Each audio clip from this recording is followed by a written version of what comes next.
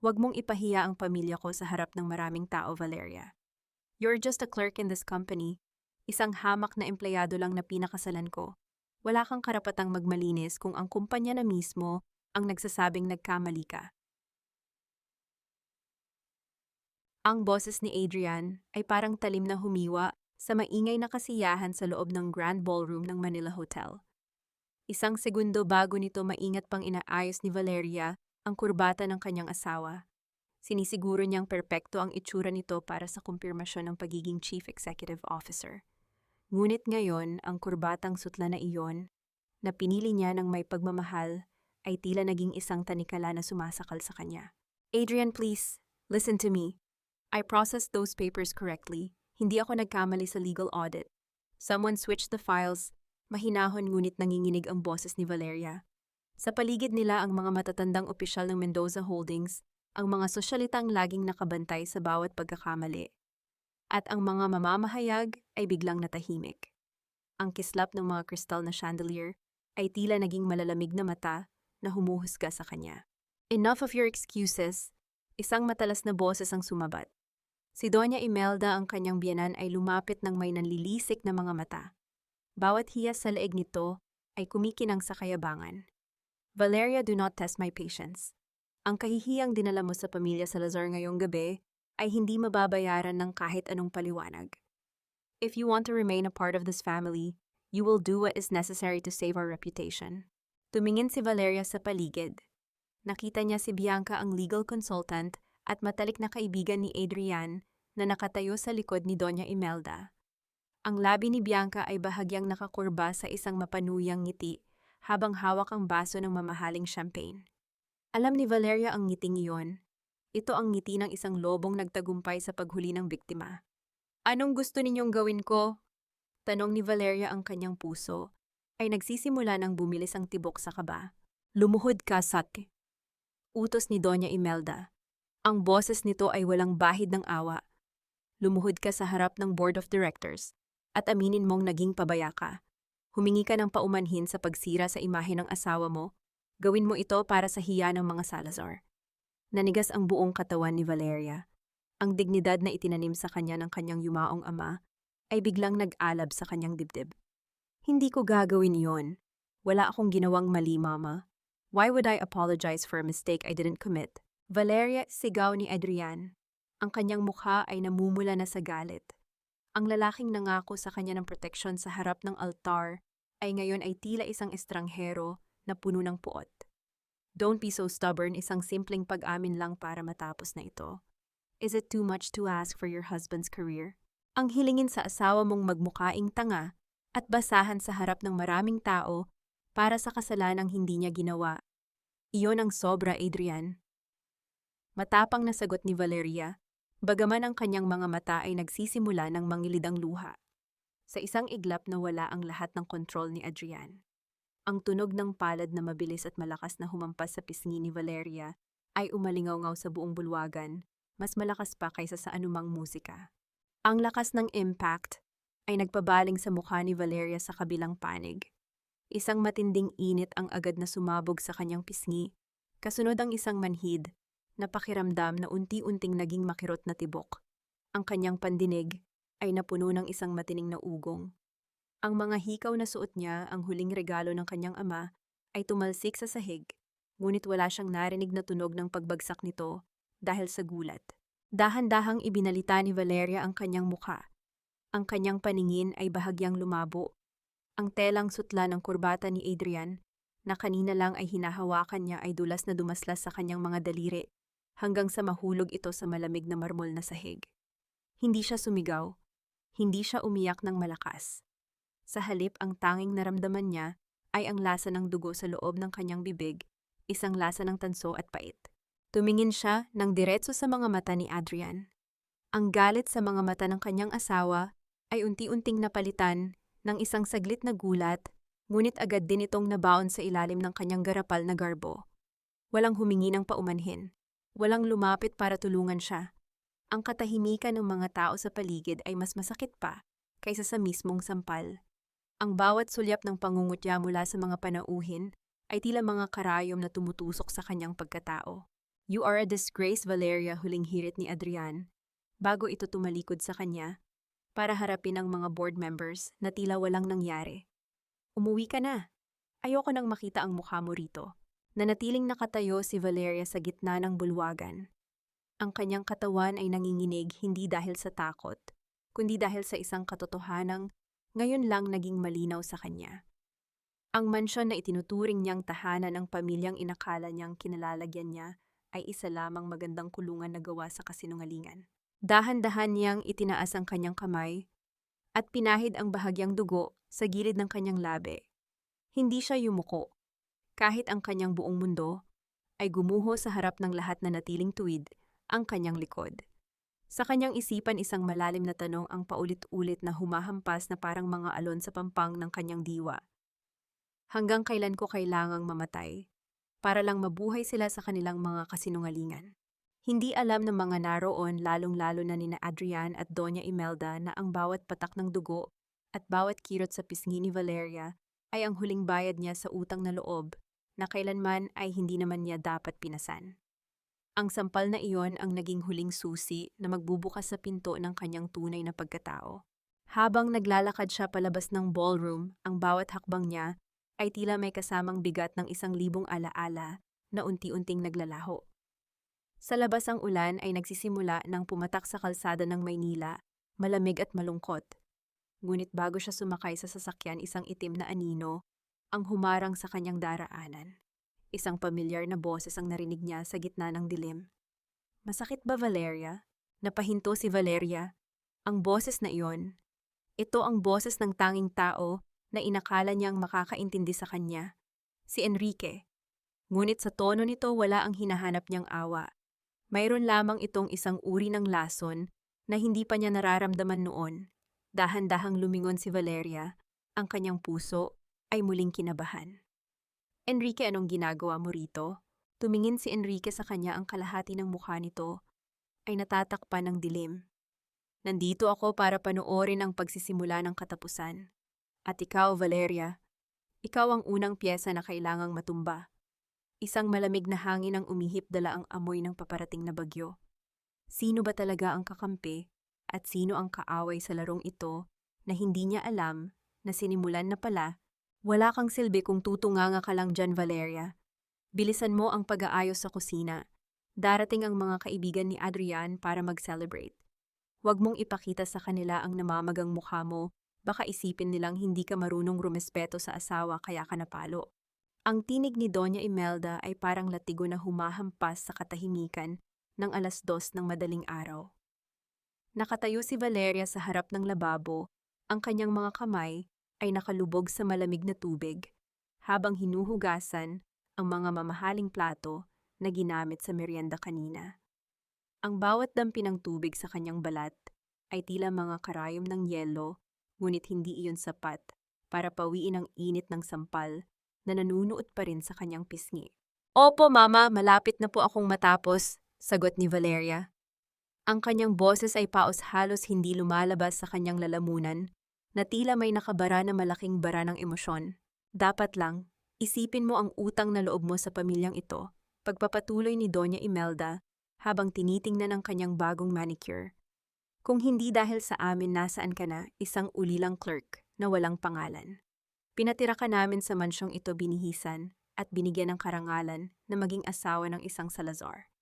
Ang isang sampal ay maliit na sakripisyo para sa lahat ng iyon. You should be grateful na hindi ka pinalayas ni Adrian doon pa lang sa hotel." Huminto ang mga kamay ni Valeria sa paggalaw. Ang imahe ng kanyang sarili na nakatayo sa gitna ng ballroom habang ang lahat ay nakatingin sa kanyang kahihiyan ay muling bumalik.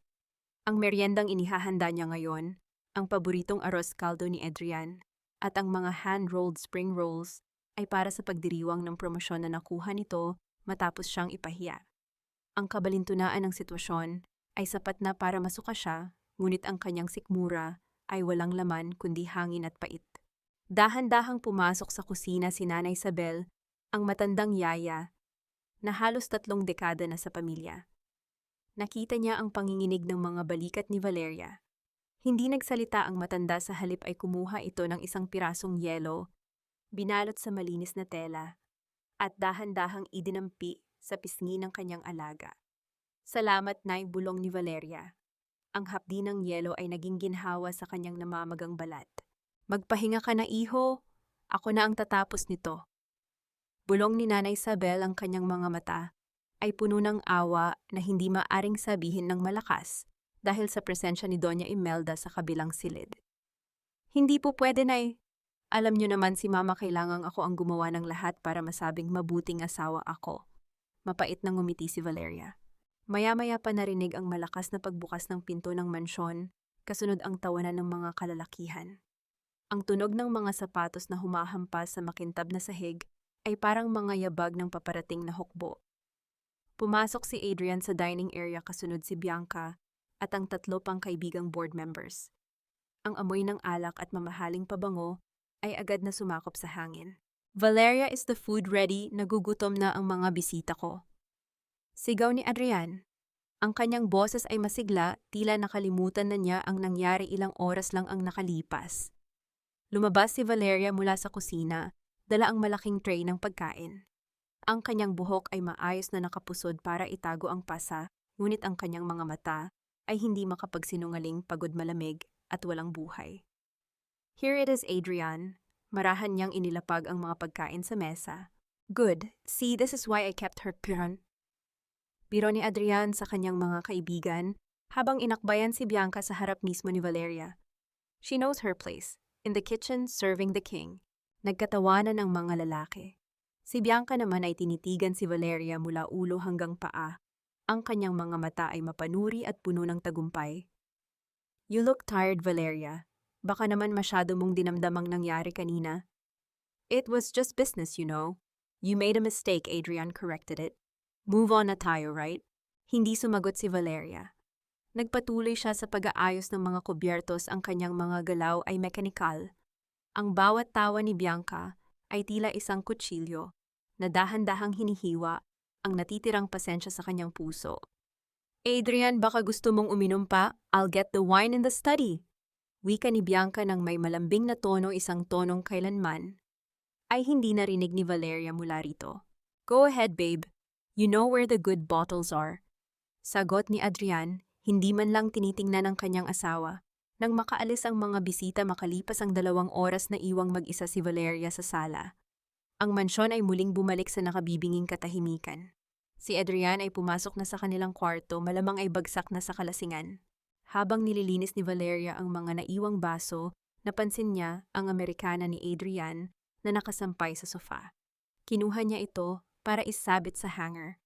Ngunit habang hawak ang mamahaling tela, may naramdaman siyang matigas na bagay sa loob ng bulsa nito. Inakala niyang baka ito ay susi o ang nawawalang dokumento. Dahan-dahan niyang ipinasok ang kanyang kamay. Ang kanyang mga daliri ay may nakapang isang maliit na kahon na balot sa pelus. Ang kanyang puso ay biglang tumibok ng mabilis. Is this an apology gift? Isang maliit na bahagi ng kanyang puso ang umasa na marahil nagsisisi ang kanyang asawa. Ngunit nang buksan niya ang kahon sa ilalim ng malamlam na ilaw ng sala, ang kanyang hininga ay tila tumigil. Sa loob nito ay isang kumikinang na kwintas na may pendant na hugis corona na papalibutan ng mga asul na diamante. Napakaganda. Napakamahal. Ngunit hindi ang ganda ng alahas ang nagpatigil sa mundo ni Valeria, kundi ang maliit na card na kasama nito. Para sa tanging reyna ng puso ko, hindi na ako makapaghintay na alisin ang hadlang sa pagitan nating dalawa. Happy anniversary, Bianca. Ang petsa sa card ay bukas. Bukas ang araw na dapat ay anibersaryo rin ng kasal ni na Valeria at Adrian. Ang kahon ay dulas na nahulog mula sa kamay ni Valeria, ngunit mabilis niya itong nasalo bago pa man ito tumama sa sahig. Ang kanyang mga kamay ay nanginginig ng hindi kontrolado. Ang huling hiblang pag-asa na kanyang pinanghahawakan ay tuluyan ng naputol. Naramdaman niya ang isang matinding lamig na gumagapang mula sa kanyang mga paa hanggang sa kanyang ulo. Sa gitna ng dilim ng mansyon, habang ang kanyang asawa ay mahimbing na natutulog sa taas na tanto ni Valeria, na ang sampal kanina ay simula pa lamang. Ang tunay na traidor ay hindi ang dokumento, kundi ang lalaking ipinangako niyang mamahalin habang buhay. Hanggang saan ang kayang tiisin ng isang pusong itinuturing na basura sa sarili nitong tahanan? At ano ang gagawin ng isang reyna ng kusina kapag nalaman niyang ang kanyang trono ay matagal na palang ibinigay sa iba? Isang malalim na buntong hininga ang kumawala sa kanya, hindi ng lungkot, kundi ng isang desisyon. Sa huling pagkakataon, tiningnan niya ang kanyang reflection sa madilim na bintana. Ang pasa sa kanyang mukha ay hindi na mukhang masakit. Mukha na itong isang paalala. Isang paalala na ang oras ng pagluluto para sa iba ay tapos na. Panahon na para ihanda ang sarili niyang putahe. How's the face, Val? Masyado bang masakit? Don't worry, hindi naman masyadong halata ang pasa kung kakapalan mo ang foundation mo. You know, business as usual, kailangang maging presentable pa rin ang asawa ng isang CEO. Ang boses ni Bianca ay parang tunog ng kuko na kumakaskas sa pisara. Matinis, nakakairita at puno ng panunuya. Hindi man lang siya kumatok nang pumasok siya sa loob ng master bedroom ni na Valeria at Adrian. Hawak niya ang isang Hermes bag na kulay itim habang ang kanyang mga takong ay lumilikha ng mabibigat na yabag sa malambot na carpet ng silid. Nakatayo si Valeria sa harap ng bintana, tinitiklop ang mga baru-baruan ni Adrian na gagamitin nito sa opisina. Ngayon ang araw ng kanilang ika-5 anibersaryo ng kasal, ngunit wala ang kanyang asawa. Maaga itong umalis nang hindi man lang siya tinitingnan o binabate. Ang tanging natira sa silid ay ang amoy ng alak mula kagabi at ang malamig na hangin mula sa aircon. Anong ginagawa mo rito, Bianca? Wala si Adrian? Seryosong sagot ni Valeria nang hindi lumilingon. Ang kanyang mga kamay ay nananatiling abala sa pagtutupi, ngunit ang kanyang mga daliri ay bahagyang nanginginig sa loob ng tumpok ng mga damit. I know, kasama ko siyang nag-breakfast kanina sa Makati. Busy na siya sa mga bagong investors. Lumapit si Bianca at umupo sa gilid ng kama, ang kamang pinagsasaluhan ni na Valeria at Adrian. Hinawakan niya ang mamahaling kumot at tila sinusuri ang texture nito. Actually, I'm here for legal matters. Sinabi kasi ni Doña Imelda na baka kailanganin mo ng tulong para ayusin ang resignation papers mo. After that scene in the hotel, it's only logical na umalis ka na sa kumpanya, right? Dahan-dahang humarap si Valeria. Ang kanyang pisngi ay mayroon pa ring malabong bakas ng lila, isang selyo ng karahasan ng kanyang asawa. Resignation, I didn't say I was resigning. I have a contract, Bianca. At alam nating dalawa na wala akong ginawang mali sa audit na yon. Tumawa ng mahina si Bianca, isang tawang walang kasing pait. Valeria, honey, let's be realistic. Sino ang maniniwala sa iyo? Ang asawa mo mismo ang sumampal sa iyo sa harap ng lahat. Si Adrian mismo ang nagsabing ikaw ang nagkamali. In this world, the truth is what the powerful say it is. At sa ngayon, wala kang kapangyarihan. Tumayo si Bianca at lumapit ng husto kay Valeria. Amoy na amoy ni Valeria ang pabangong suot nito, ang parehong amoy na naramdaman niya sa Amerikana ni Adrian kagabi. Isang matinding hapdi ang gumuhit sa kanyang lalamunan, ngunit pilit niya itong nilunok. You know what's funny? Bulong ni Bianca, ang kanyang mukha ay ilang pulgada na lang ang layo. Adrian told me last night na kaya ka lang daw niya pinakasalan ay dahil sa utang na loob niya sa tatay mo. But now that your father is gone and the company is under the Salazars, you're just a ghost in this house, Valeria. Isang dekorasyong luma na kailangang palitan. Naramdaman ni Valeria ang pagbilis ng tibok ng kanyang puso.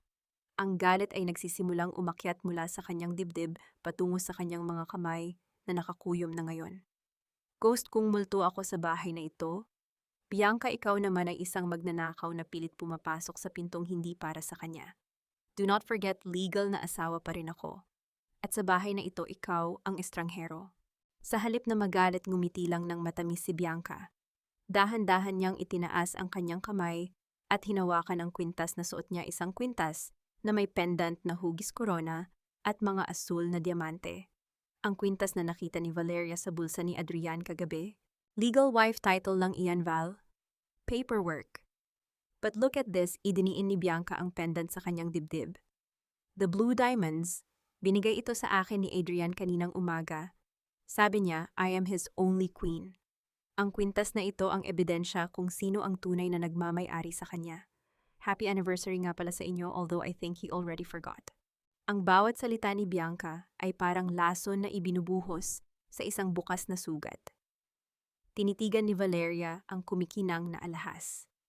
Iyon ang premyo ng pagtataksil. Iyon ang halaga ng 5 taon ng kanyang pagsisikap at pagmamahal, isang piraso ng bato sa leeg ng ibang babae. Ang kanyang paningin ay nagdidilim at sa isang sandali gusto niyang saktan ang babaeng nasa harap niya. Ngunit naalala niya ang mga turo ng kanyang ama. Huwag kang lalaban gamit ang emosyon ng kalaban. Gamitin mo ang kanilang kumpiyansa laban sa kanila. Huminga ng malalim si Valeria. Ang panginginig ng kanyang katawan ay unti-unting napalitan ng isang nakakatakot na kalmado. Tumingin siya ng diretso sa mga mata ni Bianca, isang tingin na hindi inaasahan ng huli. Napakaganda ng kwintas, Bianca. Mahinahon na wika ni Valeria. Bagay na bagay sa iyo ang mga asul na diamante, kasing lamig ng budhi mo. Pero alam mo ba ang tungkol sa mga hiyas? Madali silang mabasag kapag masyadong mataas ang pressure. At ang koronang suot mo ngayon, siguraduhin mong hindi iyan magiging dahilan ng pagkabali ng leeg mo balang araw. Nawala ang ngiti ni Bianca. Ang kanyang mga mata ay kumited. Anong ibig mong sabihin? Wala lang, just a piece of advice mula sa legal wife na gusto mong alisin. Kinuha ni Valeria ang isang tumpok ng mga damit at nilampasan si Bianca. Ngunit bago siya makalabas ng pinto, huminto siya. By the way, pakisabi kay Adrian na nagustuhan ko ang anniversary gift niya sa akin kagabi. Ang sampal niya ang pinakamalinaw na mensaheng natanggap ko sa buong buhay ko. Tell him I finally understood it. Hindi na hinintay ni Valeria ang sagot ni Bianca. Lumakad siya palabas ng silid. Ang tunog ng kanyang mga hakbang ay matatag at may ritmo. Ngunit sa sandaling makarating siya sa dulo ng pasilyo, kung saan walang makakakita sa kanya, napasandal siya sa pader. Ang kanyang hininga ay gipit. Ang sakit sa kanyang dibdib ay tila isang malaking bato na pumipipi sa kanyang puso. Ang laso ni Bianca ay kumalat na, ngunit hindi nito pinatay si Valeria. Sa halip, ginawa nitong manhid ang lahat ng kanyang takot. Isang mensahe ang pumasok sa kanyang cellphone mula sa isang unknown number. Narinig mo na ba ang lahat ng kailangan mong marinig? O kailangan mo pa ng mas matinding pait para magising? Nanginig ang mga daliri ni Valeria. Ang misteryosong tawag mula kay Enrique Santos ay muling bumalik sa kanyang isip. Sino ang taong ito na tila alam ang bawat hininga ng pamilya Salazar? At bakit parang hinihintay nito ang bawat pagkakataon na siya ay masaktan?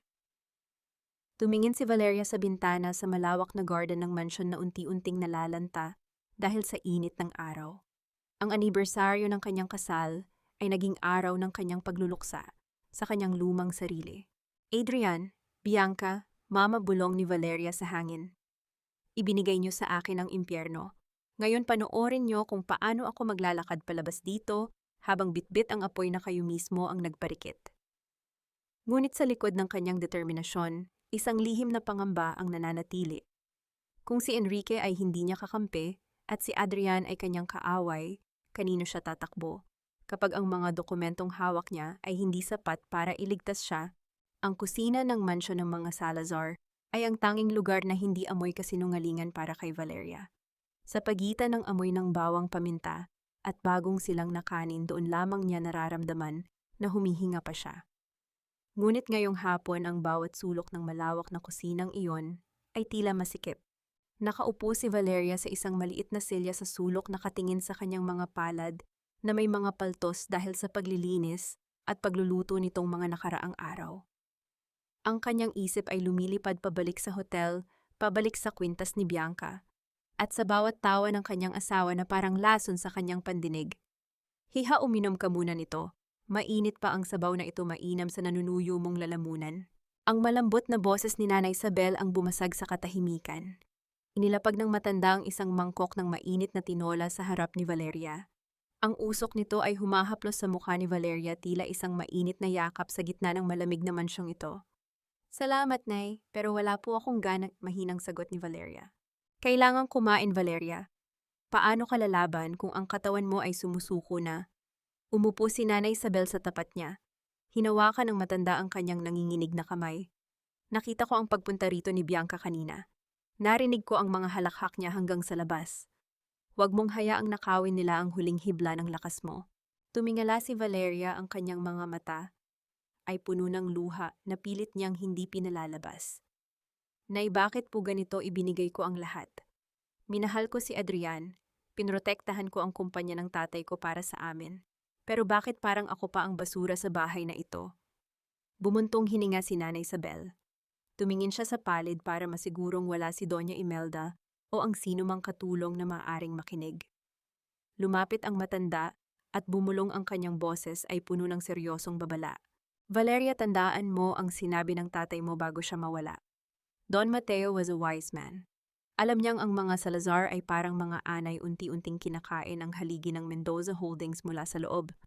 Napatitig si Valeria sa matanda. Ano pong ibig ninyong sabihin? Noong mga huling araw ni Don Mateo, may iniwan siyang isang maliit na notebook sa akin. Sabi niya, ibigay ko lang ito sa iyo kapag nakita ko nang ang mga luha mo ay hindi na dahil sa lungkot kundi dahil sa galit. At nakikita ko na iyon ngayon.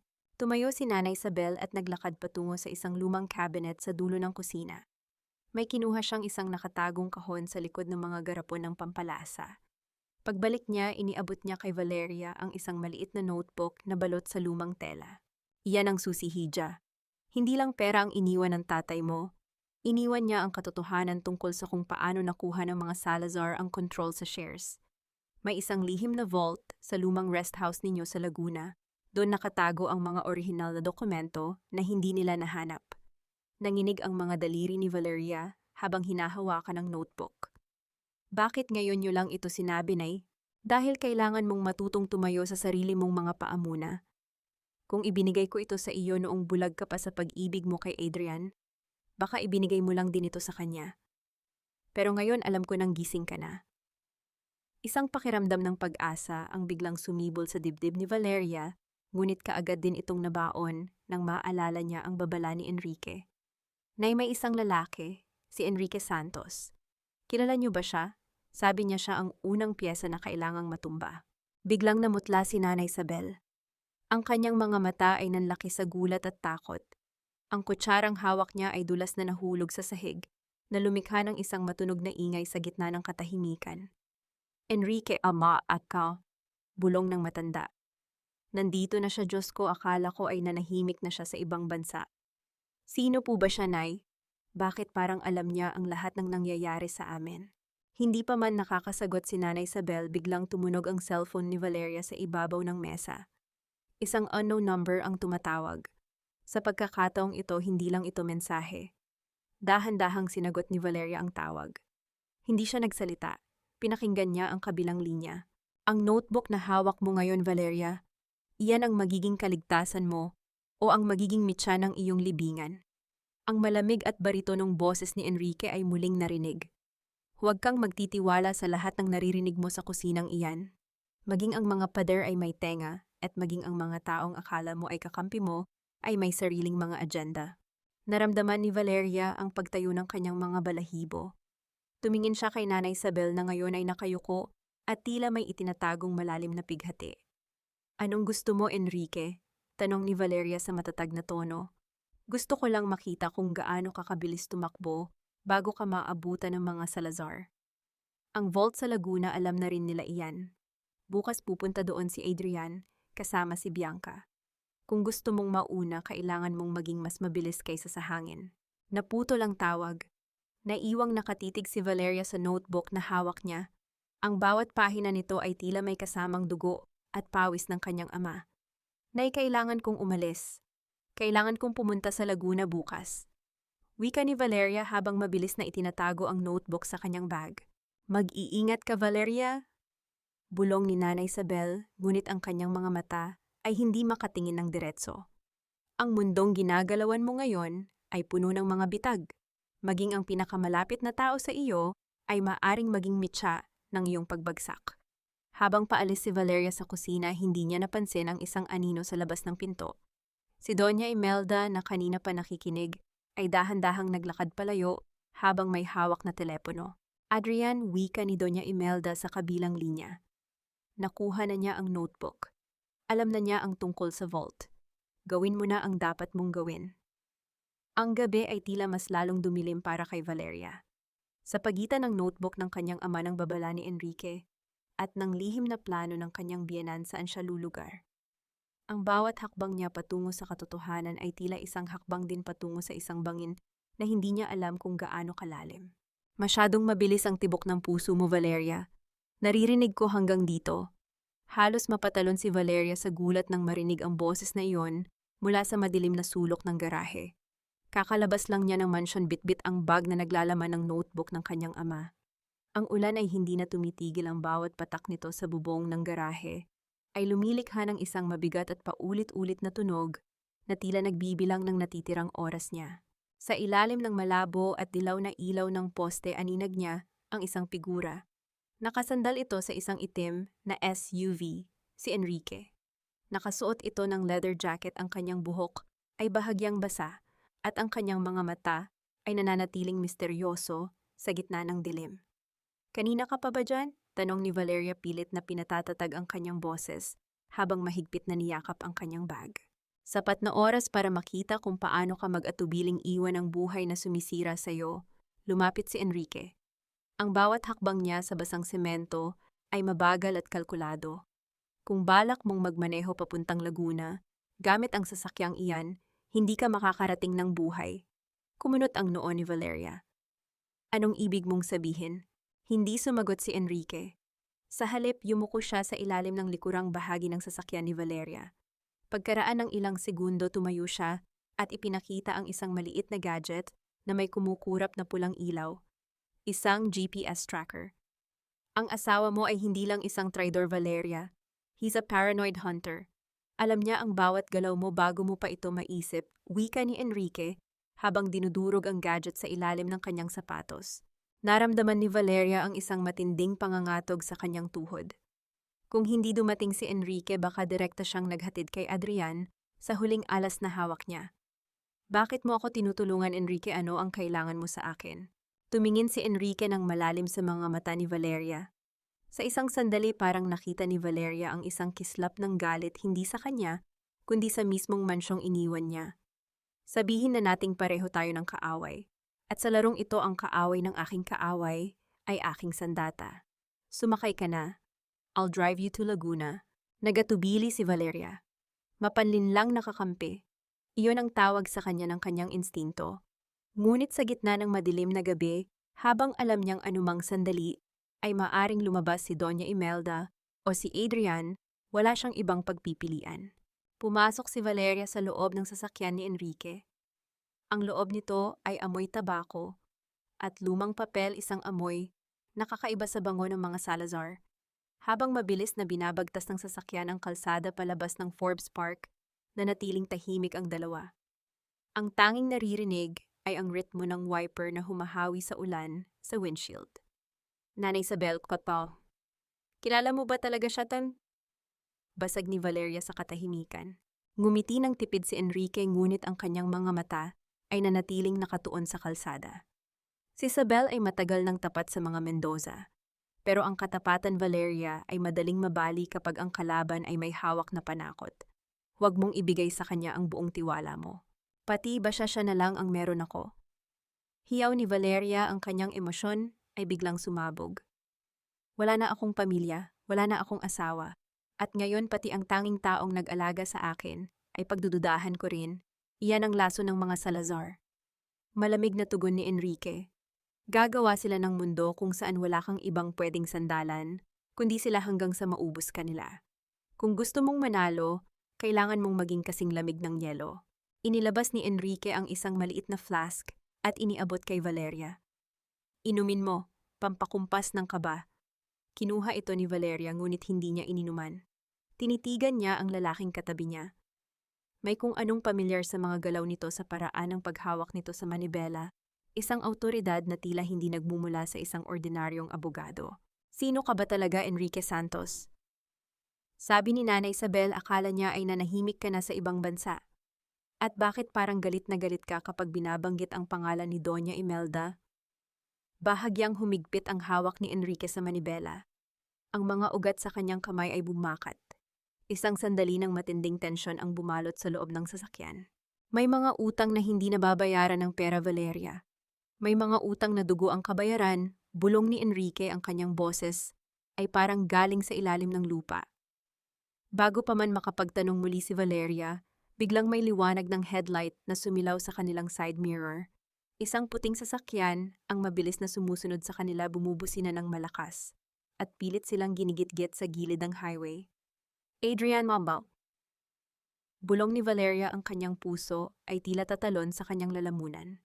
Hawak ka ng mahigpit, utos ni Enrique.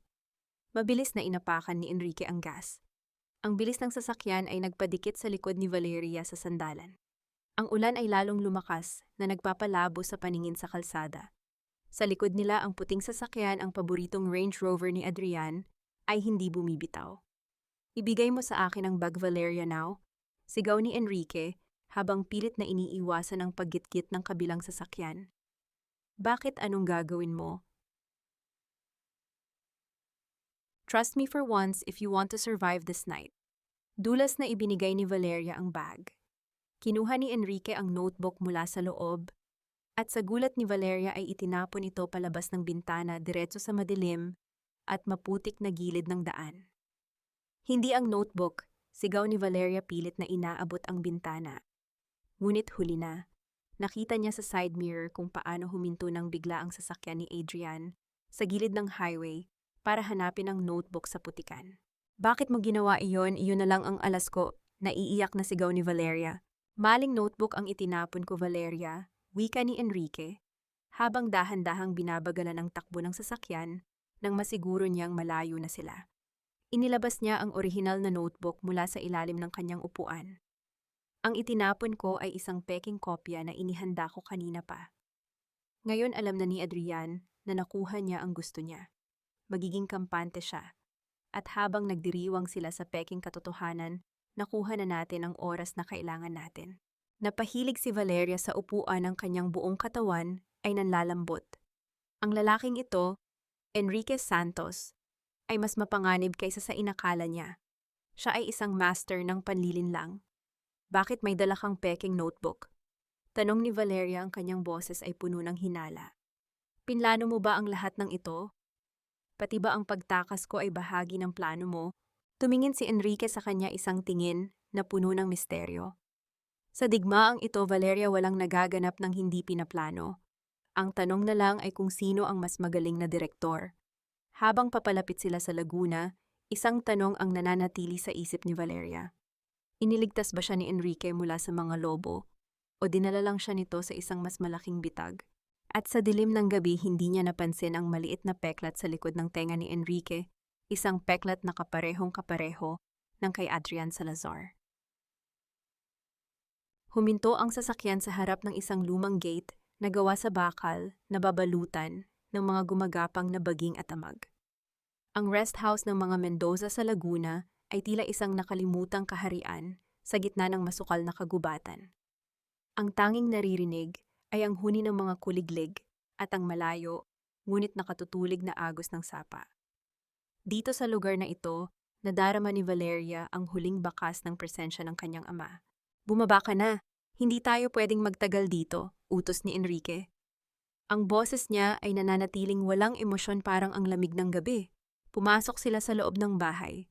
Amoy alikabok at luma ang hangin. Sa pamamagitan ng flashlight, tinunton ni Valeria ang pasilyo patungo sa opisina ng kanyang ama.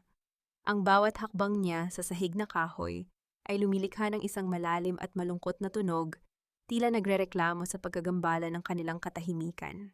Dito kiyumang etantaan. Dito turo ni Valeria sa isang malaking painting ng tanawin ng Bulkang Mayon. Sa likod nito, matapos ang ilang minutong paghahanap, ay ang isang maliit na digital vault. Nanginig ang mga daliri ni Valeria habang pinipindot ang password ang kaarawan ng kanyang ina. Nang bumukas ang vault, hindi mga ginto o tumpok ng pera ang bumungad sa kanila. Sa halip naroon, ang isang flash drive at isang makapal na folder na may tatak ng kumpanya ng ama ni Valeria. Kinuha ito ni Enrique at mabilis na sinuri ang mga pahina. Isang matalim na ngiti ang sumilaw sa kanyang mukha. Ito na ang hinahanap natin, Valeria. Ang listahan ng mga offshore accounts na ginagamit ni Doña Imelda para itago ang mga ninakaw na pondo ng Mendoza Holdings, wika ni Enrique. Ngunit hindi pa ito sapat para pabagsakin sila. Kailangan nating gawin silang kampante. Kailangan nating silang pakainin ng pain na hindi nila matatanggihan. Tumingin si Valeria sa folder pagkatapos ay kay Enrique. Anong plano mo? Pagod na akong tumakbo, Enrique. Gusto ko nang matapos ito. Babalik ka sa mansyon, malamig na sabi ni Enrique. Napaatras si Valeria, ang kanyang puso ay biglang tumibok ng mabilis sa takot.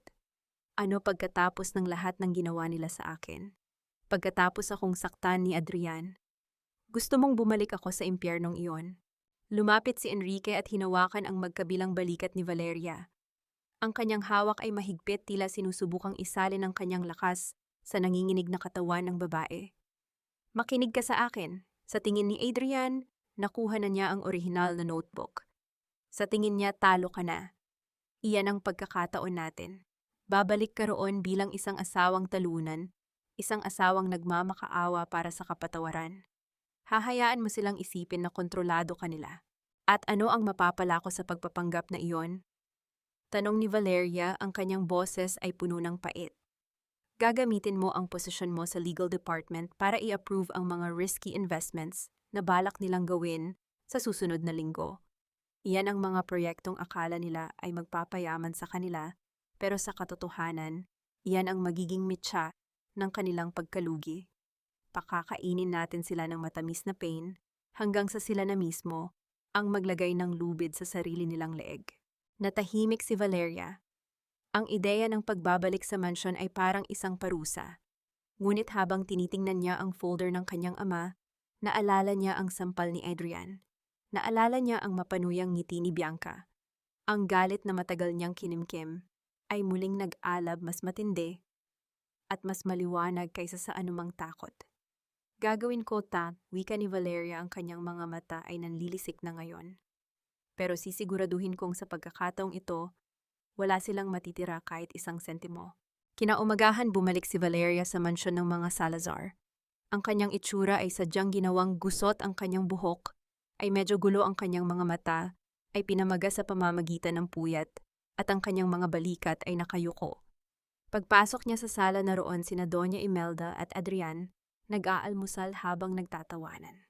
"Oh, look who's back, ate," sabi ni Doña Imelda, hindi man lang binibitawan ang kanyang tasa ng tsaa. "Nahanap mo ba ang hinahanap mo sa putikan, Valeria, o napagtanto mong wala ka nang mapupuntahan?" Dahan-dahang lumapit si Valeria sa paanan ni Adrian. Ang bawat sentimetro ng kanyang pagkatao ay nandidire, ngunit pinilit niyang lumuhod. Ang kanyang mga tuhod ay dumaslas sa malamig na tiles ng sahig. "Adrian, mama pa na. Patawarin niyo ako." Hikbi ni Valeria, isang pekeng luha ang dumanas sa kanyang pisngi. Nawala ang notebook. Nahulog sa sapa habang hinahabol ako ng ulan. Wala na akong ebidensya. Wala na akong laban. Please, huwag niyo akong palayasin. Kahit sa kusina na lang ako, kahit maging katulong na lang ako, huwag niyo lang akong itapon. Tiningnan ni Adrian ang kanyang asawa mula sa itaas. Isang mapagmataas na tawa ang kumawala sa kanya. "See, Mama, I told you, she's nothing without this family. Sige, Valeria, dahil maawain ako, bibigyan kita ng huling pagkakataon. Babalik ka sa opisina, pipirmahan mo ang lahat ng gusto kong ipapirma sa'yo, at hinding-hindi ka na magrereklamo." Maliwanag. "Opo, Adrian, kahit ano, gagawin ko, tan." Bulong ni Valeria habang nakayuko. Sa ilalim ng kanyang nakatagong mukha, isang matalim na ngiti ang unti-unting nabubuo. Ang pain ay nailatag na. Nang hapon ding iyon sa opisina, inilapag ni Adrian ang isang tumpok ng mga dokumento sa harap ni Valeria. "Ang proyektong ito sa Palawan, kailangan ko ng legal clearance mo ngayon din. Huwag mo nang basahin, pirmahan mo na lang." Kinuha ni Valeria ang panulat. Ang bawat paggalaw ng kanyang kamay ay tila isang ritual. Alam niyang ang dokumentong ito ay naglalaman ng mga butas na magiging dahilan ng investigasyon ng gobyerno balang araw. Ngunit sa harap ni Adrian, siya ay nanatiling sunod-sunuran. "Tapos na, Adrian," wika niya matapos pirmahan ang huling pahina. "Wika, good girl, Tigkan," sabi ni Adrian habang hinahaplos ang kanyang buhok, isang haplos na nagpataas ng balahibo ni Valeria sa pandidiri. "Ngayon ihanda mo ang sarili mo. May dinner party tayo mamaya. at gusto kong magmukha kang asawa ng isang CEO, hindi isang basahan. Nang makaalis si Adrian, inilabas ni Valeria ang kanyang cellphone. Isang maikling mensahe ang ipinadala niya kay Enrique. Ang isda ay kumagat na sa pain, handa na ang lahat para sa susunod na hakbang. Ngunit sa kalagitnaan ng kanyang lihim, napagdiriwang isang bagay ang nakakuha ng kanyang atensyon sa lamesa ni Adrian. Isang bukas na envelope na may pangalan ng isang pribadong ospital. Sa loob nito ay isang medical report. Dahan-dahan itong binasa ni Valeria. Ang kanyang mga kamay ay muling nanginig, ngunit sa pagkakataong ito ay hindi dahil sa takot. Ang medical report ay para kay Doña Imelda. At ayon sa dokumento, ang kanyang biyenan ay may malalang sakit sa puso, isang sakit na matagal na nitong itinatago sa lahat, maging kay Adrian. Isang bagong plano ang nabuo sa isip ni Valeria. Ang kahinaan ng matanda ay maaring maging pinakamalakas niyang sandata. Ngunit bago niya maisara ang folder, narinig niya ang pagpihit ng doorknob. "Valeria? What are you doing with my mail?" Ang boses ni Bianca ay galing sa likuran niya, matalas at puno ng hinala. "What are you doing with my mail?" O baka naman pati ang mga personal na sulat ni Adrian ay balak mo ring pakialaman matapos mong sirain ang audit records. Ang boses ni Bianca ay parang isang matalim na gunting na gumugupit sa katahimikan ng opisina. Mabilis na lumapit ang babae, ang tunog ng kanyang matutulis na takong sa sahig ay tila mga tuka ng ibong mandaragit. Marahas niyang hinablot ang envelope mula sa kamay ni Valeria. Nanatiling kalmado si Valeria, bagaman ang kanyang puso ay tila isang tambol na nagkakarera sa loob ng kanyang dibdib. "Inilalagay ko lang sa ayos ang mesa ni Adrian, Bianca. Maraming nakakalat na papeles at bilang asawa niya, responsibilidad kong siguraduhing maayos ang paligid niya." "Asawa o Val, how pathetic." Tumawa ng mapakla si Bianca habang sinusuri ang envelope. Nang makitang mula ito sa isang ospital, bahagyang kumunot ang kanyang noo, ngunit agad ding naglaho ang ekspresyong iyon. "Huwag mong gamitin ang salitang asawa para maging tsismosa. You're lucky na pinabalik ka pa rito ni Doña Imelda. Pero tandaan mo, hanggang sa kusina at sa pag-aayos lang ng gamit ang silbi mo rito. Stay in your lane." "Maliwanag ang lane ko, Bianca." Sagot ni Valeria, ang kanyang boses ay malamig at walang emotion. "Sana lang ay maliwanag din ang sa iyo. Baka kasi sa sobrang pagmamadali mong pumasok sa buhay ng may buhay, hindi mo mapansin na may mga lihim na mas mabuting hindi mo na malaman." Tinitigan siya ni Bianca nang matagal, sinusubukang basahin ang ibig sabihin ni Valeria, ngunit tanging isang pader ng kawalan ang nakita niya. "Whatever, lumabas ka na, may dinner party mamaya. At kailangang siguraduhin ni Doña Imelda na hindi ka magmumukhang katulong sa harap ng mga bisita. Bagaman sa tingin ko mahirap nang baguhin ang natural mong hitsura." Nang makaalis si Bianca, napahawak si Valeria sa gilid ng mesa. Ang kanyang mga daliri ay nanlalamig. Alam niya ang sakit ni Doña Imelda. Ang matandang reyna ng mga Salazar ay may mahinang puso, isang impormasyong maaring magpabago sa takbo ng laban. Ngunit kailangan niya ng tamang tempo. Gabi ng dinner party. Ang mansyon ng mga Salazar ay punong-puno ng mga bulaklak, mamahaling alak, at ang amoy ng litson na sumasakop sa hangin. Ang mga bisita ay ang mga pinakamayayaman at pinakamakapangyarihang tao sa Makati. Lahat sila ay naroon para saksihan ang tagumpay ni Adrian. Inutusan ni Doña Imelda si Valeria na magsuot ng isang simpleng bestida na kulay abo, isang kulay na sadyang pinili para magmukha siyang anino sa gitna ng mga naggagandahang kasuotan. Samantala si Bianca ay nakasuot ng isang naglalabing-labing na pulang gown, nakatayo sa tabi ni Adrian habang ipinapakilala ito bilang official consultant and strategic partner. "Everyone, I want you to meet Bianca," bang anunsyo ni Adrian sa gitna ng bulwagan habang nakataas ang kanyang baso ng alak. Siya ang utak sa likod ng ating bagong expansion sa Palawan. Without her, this company wouldn't be where it is today. Nagpalakpakan ang mga tao. Si Valeria naman ay nakatayo sa isang sulok, may hawak na tray ng mga appetizer. Pinilit siya ni Doña Imelda na tumulong sa pagsisilbi dahil kulang daw sa staff, isang malinaw na paraan ng pagpapahiya sa kanya sa harap ng kanilang mga kakilala. "Valeria dear, pakidala naman ang champagne dito sa table namin.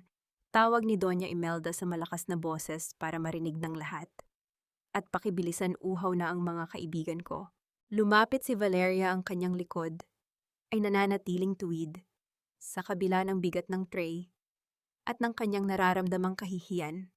Habang isinasalin niya ang alak narinig niya, ang bulungan ng mga sosyalitang kaibigan ng kanyang biyenan. Ito ba ang asawa ni Adrian? Bakit mukhang waitress mo? Bulong ng isa. Di ba siya yung nasangkot sa anomalya sa audit? Baka kaya ganyan ang trato sa kanya pambayad sala? Sagot naman ng isa pa. Hindi kumibo si Valeria. Sa bawat patak ng alak na isinasalin niya, naiisip niya ang bawat sentimo na unti-unti nang nawawala sa mga Salazar dahil sa mga dokumentong pinirmahan ni Adrian kanina. Ang bawat insulto ay tila gasolina na nagpapalakas sa apoy ng kanyang determinasyon. Isang matandang Ginoo si Don Federico, na dating matalik na kaibigan ng kanyang ama, ang humawak sa kanyang braso nang dumaan siya. Valeria, hindi ito ang lugar mo, Hija. Ang tatay mo, kung makikita ka niya ngayon. Ayos lang po, Don Federico. Bulong ni Valeria nang may tipid ng ngiti. Ang mga bituin ay mas lalong kumikinang sa pinakamadilim na bahagi ng langit. Malapit na po ang madaling araw. Naguguluhan ang matanda, ngunit bago pa ito makapagsalita, lumapit si Adrian.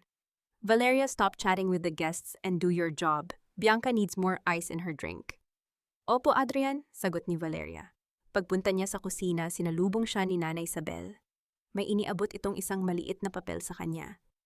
May nag-iwan ito sa gate para sa iyo, Valeria. Isang lalaking nakasuot ng itim. Mabilis na binuksan ni Valeria ang papel. Isang maikling sulat mula kay Enrique. Ang onggamot ni Doña Imelda ay pinalitan na. Ang iniinom niya ngayon ay mga vitamins lang. Ang tunay na gamot ay nasa kwarto ni Bianca. Isang maling galaw ng matanda at ikaw ang sisisihin nila. Kumilos ka na. Naramdaman ni Valeria ang pagtayo ng kanyang mga balahibo. Ang laro ay lalong naging madumi. Hindi lang pera ang nakataya kundi buhay. Kung aatakihin sa puso si Doña Imelda at malalamang wala ang kanyang gamot si Valeria na siyang nagsisilbi sa bahay ang unang ituturo ng lahat. Ngunit bakit nasa kwarto ni Bianca ang gamot? At paano nalaman ni Enrique ang lahat ng ito? Biglang narinig ni Valeria ang isang malakas na tunog mula sa sala. Tunog ng isang basong nabasag kasunod ang isang matinis na tili. Mama, anong nangyayari sa inyo? Sigaw ni Adrian. Mabilis na tumakbo si Valeria palabas. Nakita niya si Doña Imelda na nakahawak sa kanyang dibdib, namumutla at hirap na hirap huminga. Ang mga bisita ay nagkakagulo. Ang gamot ko sa kwarto. Hirap na sabi ng matanda bago ito tuluyang mawalan ng malay sa bisig ni Adrian. Valeria, takbo sa kwarto ni Mama, kunin mo ang maintenance bills niya. Bilisan mo, sigaw ni Adrian sa kanya. Tumingin si Valeria kay Bianca. Nakita niya ang isang saglit na ngiti.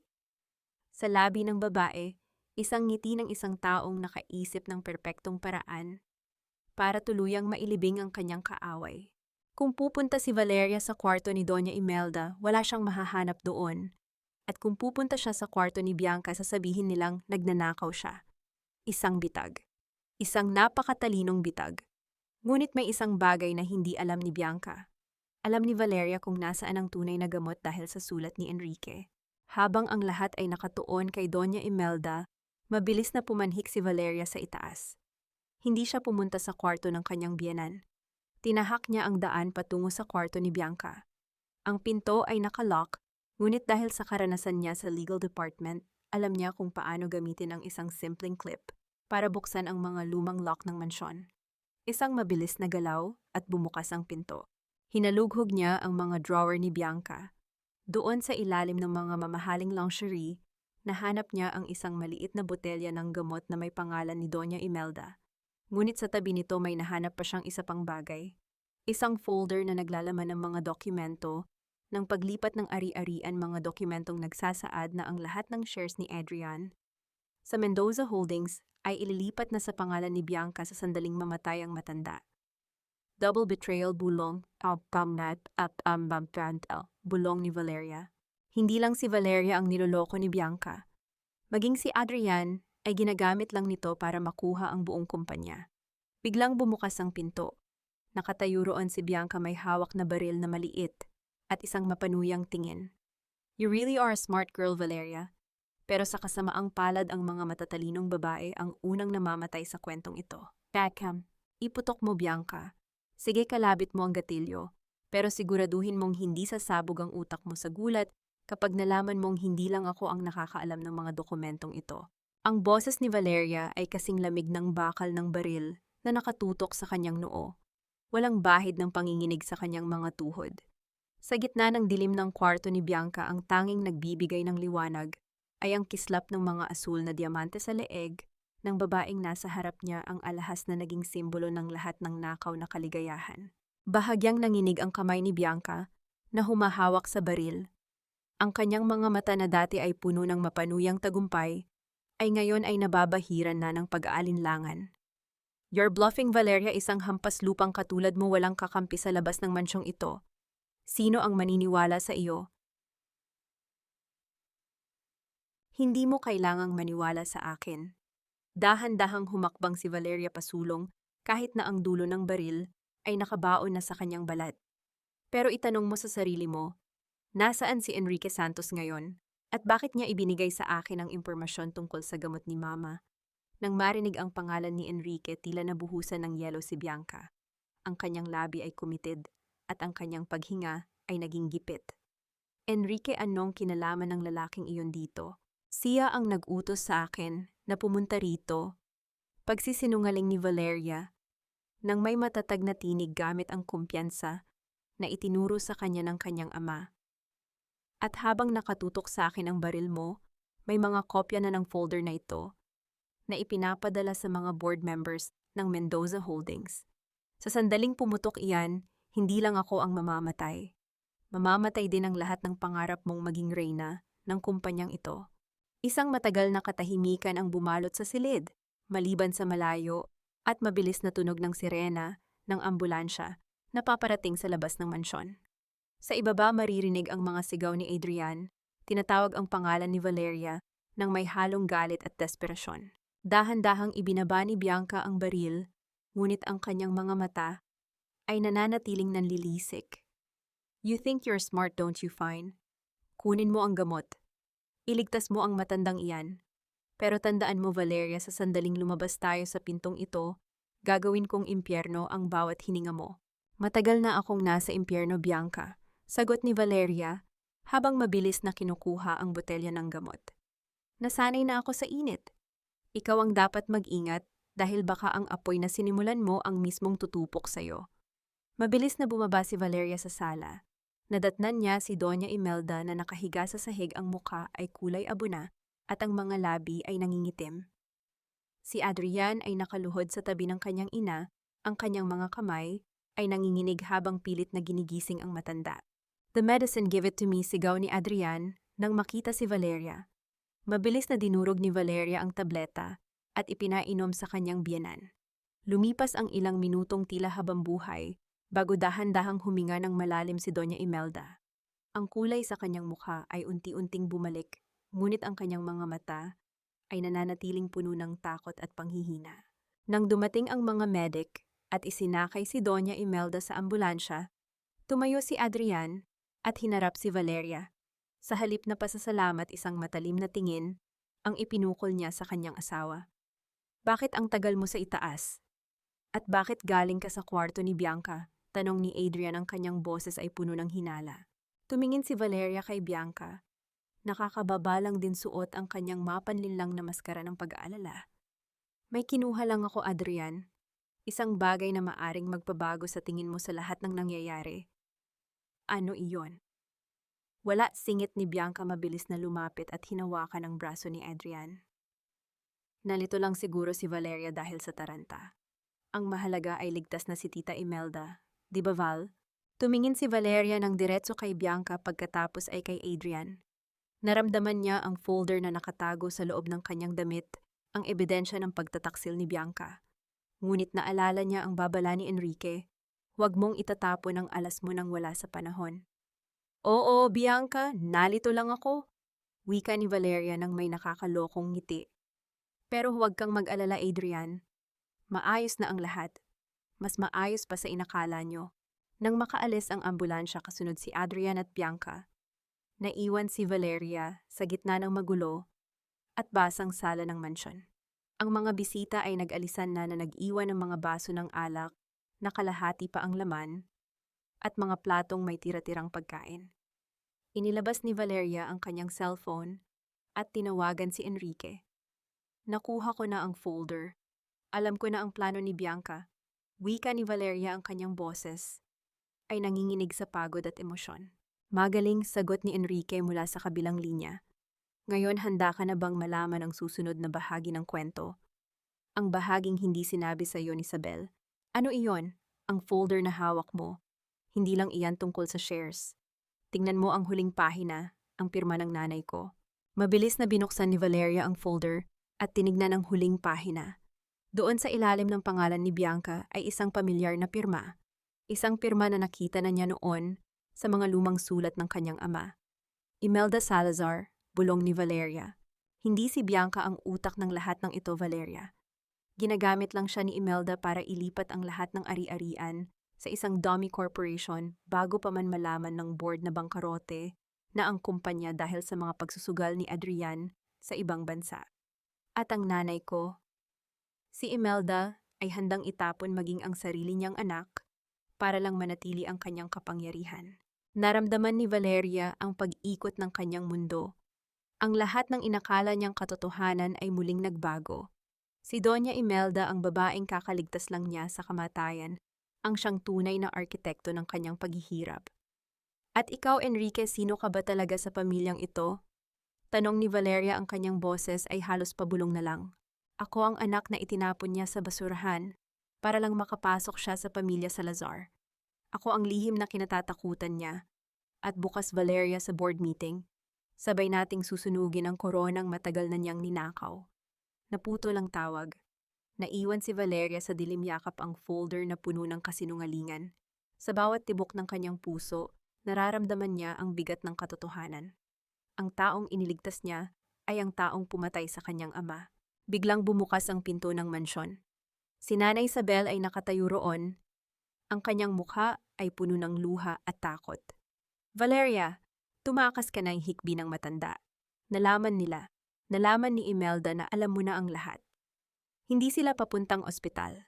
Papunta sila sa kumpanya para pirmahan ang huling dokumento habang wala ka. Ngunit bago pa makakilos si Valeria, narinig niya ang tunog ng mga sasakyang humihinto sa labas. Maraming sasakyan. At ang mga ilaw nito ay tumama sa bintana na tila mga mata ng mga lobong naghihintay ng biktima. Hindi sila mga pulis. At hindi rin sila mga medic. Huwag kayong lalapit. Huwag ninyong hahawakan ang alaga ko. Ang hiyaw ni Nanay Isabel ay bumasag sa nakatutulig na katahimikan ng gabi. Sinubukan ng matanda na humarang sa pinto, ngunit isang marahas na tulak mula sa isa sa mga lalaking nakaitim ang nagpabagsak sa kanya sa sahig. Ang tunog ng pagtama ng katawan ng matanda sa matigas na kahoy ay parang isang masakit na paalala kay Valeria na wala na siyang proteksyon sa bahay na ito. Nay, sigaw ni Valeria. Akmang lalapit siya para tulungan ang matanda ng dalawang malalaking kamay ang humawak ng mahigpit sa kanyang mga braso. Bitawan niyo ako, sino ba kayo? Pagpupumiglas ni Valeria. Ngunit ang mga lalaki ay parang mga rebultong bato, walang kibo, walang emosyon. Mula sa likuran ng mga lalaki, dahan-dahang pumasok si Adrian. Wala na ang bakas ng pag-aalala sa kanyang mukha para sa kanyang ina. Ang kanyang mga mata ay nanlilisik sa galit at ang kanyang postura ay puno ng poot. Sa tabi niya ay si Bianca na ngayon ay may hawak na panyo sa kanyang ilong, tila nandidiri sa paligid. Akala mo ba ay hindi ko malalaman, Valeria? Ang boses ni Adrian ay mababa ngunit puno ng panganib. Inisip mo bang matatalo mo kami sa sarili naming laro? Adrian, ang nanay mo, kailangan niya ng tulong, pinagtataksilan ka rin ni Bianca. Sigaw ni Valeria, sinusubukan ang huling pagkakataon, nagisingin ang asawa. Tumawa ng malakas si Adrian, isang tawang puno ng pait. Si Bianca, ikaw, nahanap namin ang tracker sa sasakyan mo, Valeria. Alam naming nakipagkita ka kay Enrique Santos. At alam naming ninakaw mo ang mga dokumento ni Mama. documents na ikaw rin ang mawawalan, Adrian, ginagamit lang kayo ni Imelda. Isang malakas na sampal ang muling dumapo sa pisngi ni Valeria. Sa pagkakataong ito, hindi lang pisngi ang sumakit. Naramdaman niya ang pag-alog ng kanyang buong pagkatao. Ang kanyang paningin ay nagdilim sandali. Huwag mong babanggitin ang pangalan ni Mama ng ganyan, bulong ni Adrian, habang hinahawakan ang panga ni Valeria. Dahil sa kataksilan mo, wala ka ng lugar sa pamilyang ito. Itatapon kita kung saan ka nararapat sa basura. Inutusan ni Adrian ang mga lalaki na kaladkarin si Valeria palabas. Wala siyang sapatos, tanging ang kanyang manipis na bestida, nabasa pa ng ulan ang suot niya. Sa labas ang ulan ay tila nakikiramay sa kanyang pighati. Marahas siyang itinulak sa loob ng isang luma at maduming van. Dalhin niyo siya sa bodega sa Tondo. Siguraduhin ninyong hindi siya makakalabas hanggat hindi natatapos ang pirmahan bukas ng umaga. Utos ni Bianca sa mga tauhan, ang kanyang ngiti ay puno ng tagumpay. Habang umaandar ang van, nakita ni Valeria sa bintana ang anino ni Nanay Isabel na pilit tumatayo sa pintuan ng mansyon, umiiyak at nananawagan sa langit. Iyon na ba ang huling alaala niya sa bahay na kanyang pinagsilbihan ng 5 taon? Pagkalipas ng ilang oras, itinapon si Valeria sa loob ng isang madilim at mabahong bodega. Ang amoy ng kalawang at bulok na kahoy ay nanunuot sa kanyang ilong. Walang ilaw, tanging ang maliit na sinag ng buwan mula sa isang butas sa bubong ang nagbibigay ng kaunting pag-asa. Nakatali ang kanyang mga kamay at paa. Ang bawat galaw niya ay lumilikha ng tunog ng kalansing ng mga bakal na kadena sa gilid. Napasandal si Valeria sa isang tumpok ng mga lumang gulong. Ang lamig ng gabi ay nanunuot sa kanyang buto at ang gutom ay unti-unti nang kumakain sa kanyang lakas. Papa, Kate, Nay Isabel, patawarin niyo ako, bulong niya sa dilim. Ang mga luha na kanina pa niya pinipigilan ay tuluyan ng dumanas sa kanyang mga pisngi.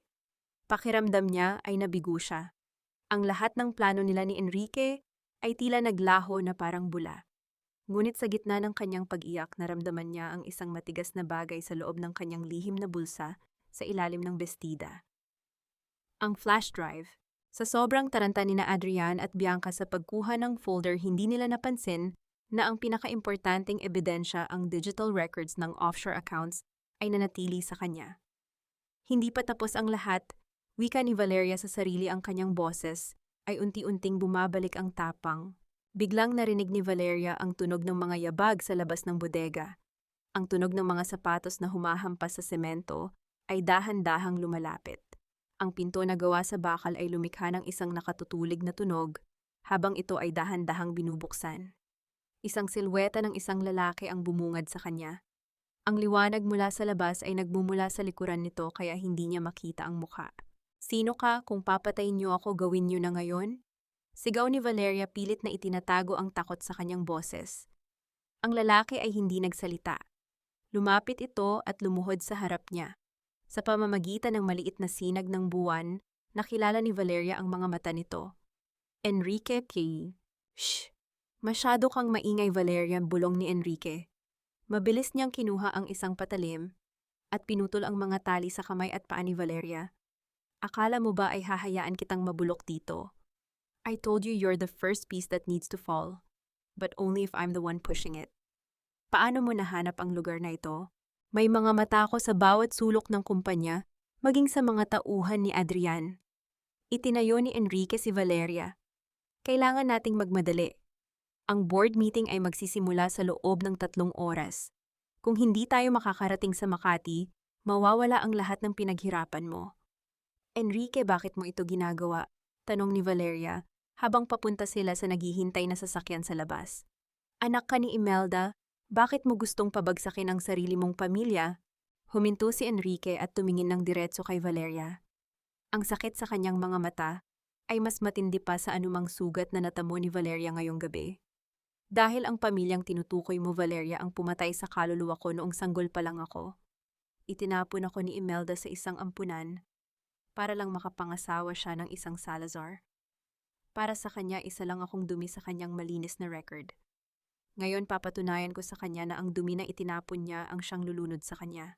Sa loob ng sasakyan, habang mabilis silang bumabagtas patungong Makati, inabot ni Enrique ang isang maliit na computer tablet kay Valeria. Ipasok mo ang flash drive. Ipadala mo ang lahat ng ebidensya sa bawat board member at sa Securities and Exchange Commission ngayon din. Huwag mong hihintayin ang meeting. Sunugin mo na ang tulay bago pa sila makatawid. Nanginig ang mga daliri ni Valeria habang ginagawa ang utos. Sa bawat send button na pinipindot niya, nararamdaman niya ang isang kakaibang ginhawa. Ang bawat email ay tila isang bala na tumatama sa pader ng kasinungalingan ng mga Salazar. Tapos na wika ni Valeria. Hindi pa, sagot ni Enrique habang pilit na binibilisan ang takbo ng sasakyan. Ang huling pirma ay kailangang mangyari sa harap ng lahat. Kailangan nilang makita ang mukha mo kapag nalaman nilang wala na silang kapangyarihan. Ngunit sa kalagitnaan ng highway, isang pangkat ng mga itim na sasakyan ang biglang sumulpot sa kanilang likuran. At sa pagkakataong ito, hindi lang sila basta sumusunod. Nagsimula na silang mamaril. Doc, sigaw ni Enrique. Ang tunog ng bintanang nababasag ay napuno ang buong sasakyan. Ang kaba ni Valeria ay muling bumalik. Mamamatay ba siya sa gitna ng kalsadang ito bago pa man niya makamit ang katarungan? Sino ang nag-utos ng pamamaril, si Adrian ba? O ang mismong namamatay na si Doña Imelda? Makakarating ba si Valeria sa board meeting ng buhay? O magiging bahagi na lang siya ng mga balita tungkol sa isang aksidente sa highway papuparan? Ang bawat putok na tumatama sa katawan ng sasakyan ay tila isang malakas na suntok sa pandinig ni Valeria. Ang mga piraso ng basag na bintana ay nagliliparan sa loob, kumikinang sa ilalim ng mga ilaw ng kalsada na parang mga nakamamatay na brilyante. Nakayuko si Valeria sa ilalim ng dashboard. Ang kanyang mga kamay ay mahigpit na nakatakip sa kanyang tenga habang nararamdaman niya ang marahas na pagpihit ni Enrique sa manibela. Humawak ka ng mahigpit, Valeria, hindi ko hahayaang maulit ang nangyari noon. Sigaw ni Enrique. Ang boses niya ay puno ng isang uri ng pighati na ngayon lang narinig ni Valeria, isang pighati na tila nagmumula sa isang sugat na ilang dekada nang hindi naghihilom. Sa pamamagitan ng mabilis na pagmaniobra, idinaan ni Enrique ang sasakyan sa isang makitid na eskinita sa pagitan ng dalawang malalaking warehouse. Ang tunog ng pagkiskis ng bakal ng sasakyan sa pader ay lumikha ng mga kislap ng apoy sa dilim. Isang malakas na pagpreno ang nagpahinto sa kanila sa isang abandonadong compound. Ang katahimikan ay biglang bumalik, ngunit ito ay isang katahimikang puno ng panganib.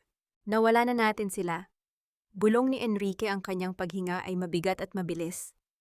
Tumingin siya kay Valeria, ang kanyang mga mata ay puno ng pag-aalala. May sugat ka ba? Umiling si Valeria bagaman ang kanyang buong katawan ay nanginginig sa sobrang takot at lamig. Enrique, bakit kailangang umabot sa ganito? Pera lang naman ito, di ba? Bakit kailangan nilang pumatay? Isang mapait na ngiti ang sumilaw sa mukha ni Enrique. Para sa mga Salazar, Valeria, ang pera at kapangyarihan ang tanging nagbibigay sa kanila ng karapatang mabuhay. Ang mawalan niyon ay katumbas na rin ng kamatayan para sa kanila. Dinala ni Enrique si Valeria sa loob ng isang maliit at lumang opisina sa loob ng compound. Doon sa ilalim ng isang malamlam na bumbilya, nakita ni Valeria ang isang pamilyar na bagay sa ibabaw ng mesa. Isang lumang litrato ang kanyang ama, si Don Mateo, kasama ang isang batang lalaki na may malungkot na mga mata. Iyan ay si Papa Imo, bulong ni Valeria, dahan-dahang hinawakan ang litrato. At ang batang ito, ikaw ba ito, Enrique? Tumango si Enrique. Noong itinapon ako ni Imelda, ang tatay mo ang lihim na tumulong sa akin. Siya ang nagpaaral sa akin sa ibang bansa. Siya ang nagturo sa akin na ang tunay na hustisya ay hindi nakukuha sa pag-iyak, kundi sa paghihintay ng tamang pagkakataon. Sinabi niya sa akin, Enrique, darating ang araw na ang anak ko ang magiging susi. Protektahan mo siya. Naramdaman ni Valeria ang isang mainit na bugso ng emosyon. Ang kanyang ama ay palaging nakatingin sa kanya kahit sa gitna ng kanyang kawalan. Ang pagmamahal ni Don Mateo ay tila isang baluti na bumabalot sa kanya ngayon. Ang bawat sampal ni Adrian, ang bawat pangungutya ni Bianca ay tila unti-unting naglalaho at napapalitan ng isang matinding lakas. Valeria, kailangan mong maghanda, Padtan. Wika ni Enrique habang naglalabas ng isang malaking paper bag. Hindi ka pwedeng pumasok sa Makati na mukhang biktima. Kailangan nilang makita ang Reynang matagal nilang sinubukang itago. Sa loob ng bag ay isang elegante at simpleng itim na terno, isang sapatos na mataas ang takong, at ang huling alas ang orihinal na selyo ng kanyang ama bilang Chairman Emeritus ng Mendoza Holdings. Habang nagbibihis si Valeria sa likod ng isang screen, naramdaman niya ang pagbabago sa kanyang sarili. Ang bawat galaw niya ay hindi na puno ng pag-aalinlangan. Pinahid niya ang dumi sa kanyang mukha, inayos ang kanyang buhok, at isinuot ang sapatos ng may dignidad. Nang lumabas siya, hindi na siya ang Valeriang nakaluhod sa sahig ng mansyon. Tumingin siya sa salamin. Ang pasa sa kanyang pisngi ay naroon pa rin, ngunit ngayon, hindi na ito mukhang marka ng kahihiyan. Mukha na itong isang medalya ng digmaan. Handa na ako. Wika ni Valeria, ang kanyang boses ay matatag at malalim. Mabuti, sagot ni Enrique. Dahil sa mga sandaling ito, nagsisimula na ang board meeting. Iniisip ni na Adrian at Bianca na wala ka na. Iniisip ni Imelda na nagwagi na siya. Mabilis silang sumakay sa isa pang sasakyan na inihanda ng mga tauhan ni Enrique. Habang binabagtas nila ang daan patungong Makati, ang pagsikat ng araw ay nagsisimula ng magbigay ng kulay sa langit. Ang Manila Bay ay kumikinang sa ilalim ng gintong liwanag, isang simbolo ng bagong simula. Enrique, anong mangyayari sa iyo pagkatapos nito? Tanong ni Valeria habang nakatingin sa labas. Hindi ko alam, Valeria. Ang buhay ko ay nakatali sa paghihiganti sa loob ng maraming taon. Siguro panahon na para hanapin ko naman ang sarili kong kapayapaan. Wika ni Enrique, at sa pagkakataong ito nakita ni Valeria ang isang tunay na ngiti sa kanyang mga labi. Nang makarating sila sa harap ng Mendoza Tower, ang mga security guards ay agad silang hinarang. Ngunit sa isang tingin lang ni Valeria at sa pagpapakita ng selyo ng kanyang ama, ang mga ito ay tila nakakita ng isang multo. Madam, akala po namin. Nauutal na wika ng guard. Buhay ako at nandito ako para bawiin ang sa akin, sagot ni Valeria. Sumakay sila sa elevator patungo sa top floor.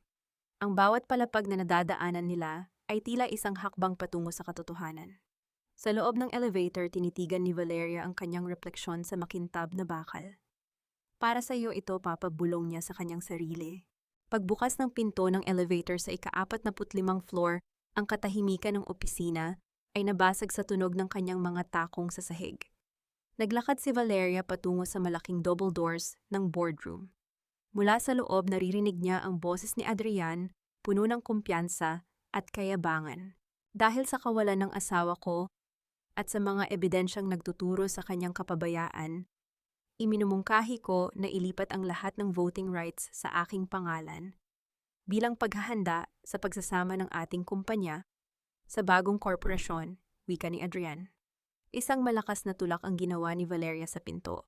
Ang tunog ng pagtama ng pinto sa pader ay nagpatigil sa lahat ng tao sa loob. Lahat ng mata ay napabaling sa pintuan. Nakatayo roon si Valeria, suot ang kanyang itim na terno, matuwid ang likod, at may isang tingin na tila kayang tumunaw ng bakal. Sa tabi niya ay si Enrique, ang lalaking inakala ni Imelda na matagal na niyang nabaon sa limot. Ang mukha ni Adrian ay namutla, ang kanyang hawak na ballpen ay nahulog sa mesa. Si Bianca ay napahawak sa kanyang leeg, tila hindi makapaniwala sa nakikita. At si Doña Imelda, ang matandang reyna, ay dahan-dahang tumayo, ang kanyang mga kamay ay nanginginig sa matinding gulat at puot. The meeting is not over. Wika ni Valeria, ang kanyang boses ay umalingaw-ngaw sa buong silid. In fact, it hasn't even started yet. Akala niyo ba ay ganoon lang kadaling ilibing ang katotohanan? Nasapat na ang isang sampal at isang madilim na bodega para burahin ang pangalang Mendoza sa gusaling ito? Ang boses ni Valeria ay hindi sumisigaw, ngunit ang bawat salita niya ay parang malamig na tubig na ibinuhos sa nagbabagang tensyon sa loob ng boardroom. Naglakad siya patungo sa gitna ng mahabang mesa, ang tunog ng kanyang mga takong sa makintab na nara ay tila isang martilyo na nagpapatibay sa kanyang bawat hakbang. Hindi siya tumitingin sa mga board member. Ang kanyang mga mata ay nakatuon lamang kay Adrian, na ngayon ay tila isang pusang basang sisiw na pilit nagtatago sa likod ng kanyang mamahaling suit. Valeria, how? Anong ginagawa mo rito? Nautal na tanong ni Adrian. Ang kanyang mukha na kanina lang ay puno ng kayabangan ay ngayon ay nababalutan ng isang maputlang takot. Security, ilabas ang babaeng ito. She's mentally unstable, hindi niyo ba nakikita? She's trespassing. Ang tanging trespasser sa silid na ito, Adrian, ay ikaw. Malamig na sagot ni Valeria. Dahan-dahan niyang inilapag ang kanyang kamay sa ibabaw ng mesa, eksakto sa tapat ng mga dokumentong pipirmahan sana ng asawa. Nakalimutan mo na ba, I am still the legal head of this company. At ayon sa bylaws, walang anumang transfer of rights ang pwedeng mangyari nang wala ang aking pirma at beripikasyon. You're fired, I fired you last night. Sigaw ni Bianca, ang kanyang boses ay matinis na parang nanggagalaiti. Wala ka ng kapangyarihan dito, Valeria. You're just a disgraced wife. Lumingon si Valeria kay Bianca. Isang tipid na ngiti ang sumilaw sa kanyang mga labi, isang ngiti na puno ng pangungutya. Bianca dear, bago mo ako sisihin sa pagpasok dito, baka gusto mong tingnan ang iyong inbox. Pati na rin kayong lahat, gentlemen. Sabay-sabay na tumunog ang mga tablet at cellphone ng mga board member. Ang katahimikan sa silid ay napalitan ng tunog ng mga notification. Nakita ni Valeria kung paano nanlaki ang mga mata ni Don Federico at ng iba pang opisyal habang binabasa ang mga dokumentong ipinadala niya kanina. Anong ibig sabihin nito, Adrian? Tanong ni Don Federico, ang kanyang boses ay puno ng awtoridad at galit. Ayon sa mga record na ito, mahigit 2 bilyong piso ang nawawala sa kumpanya dahil sa mga dummy investments sa Palawan. At ang beneficiary ng mga accounts na ito ay si Bianca. That's not true, fake news yan. Gawa-gawa lang yan ni Valeria dahil galit siya sa akin. Depensa ni Adrian, habang ang pawis ay nagsisimula ng bumutil sa kanyang noo.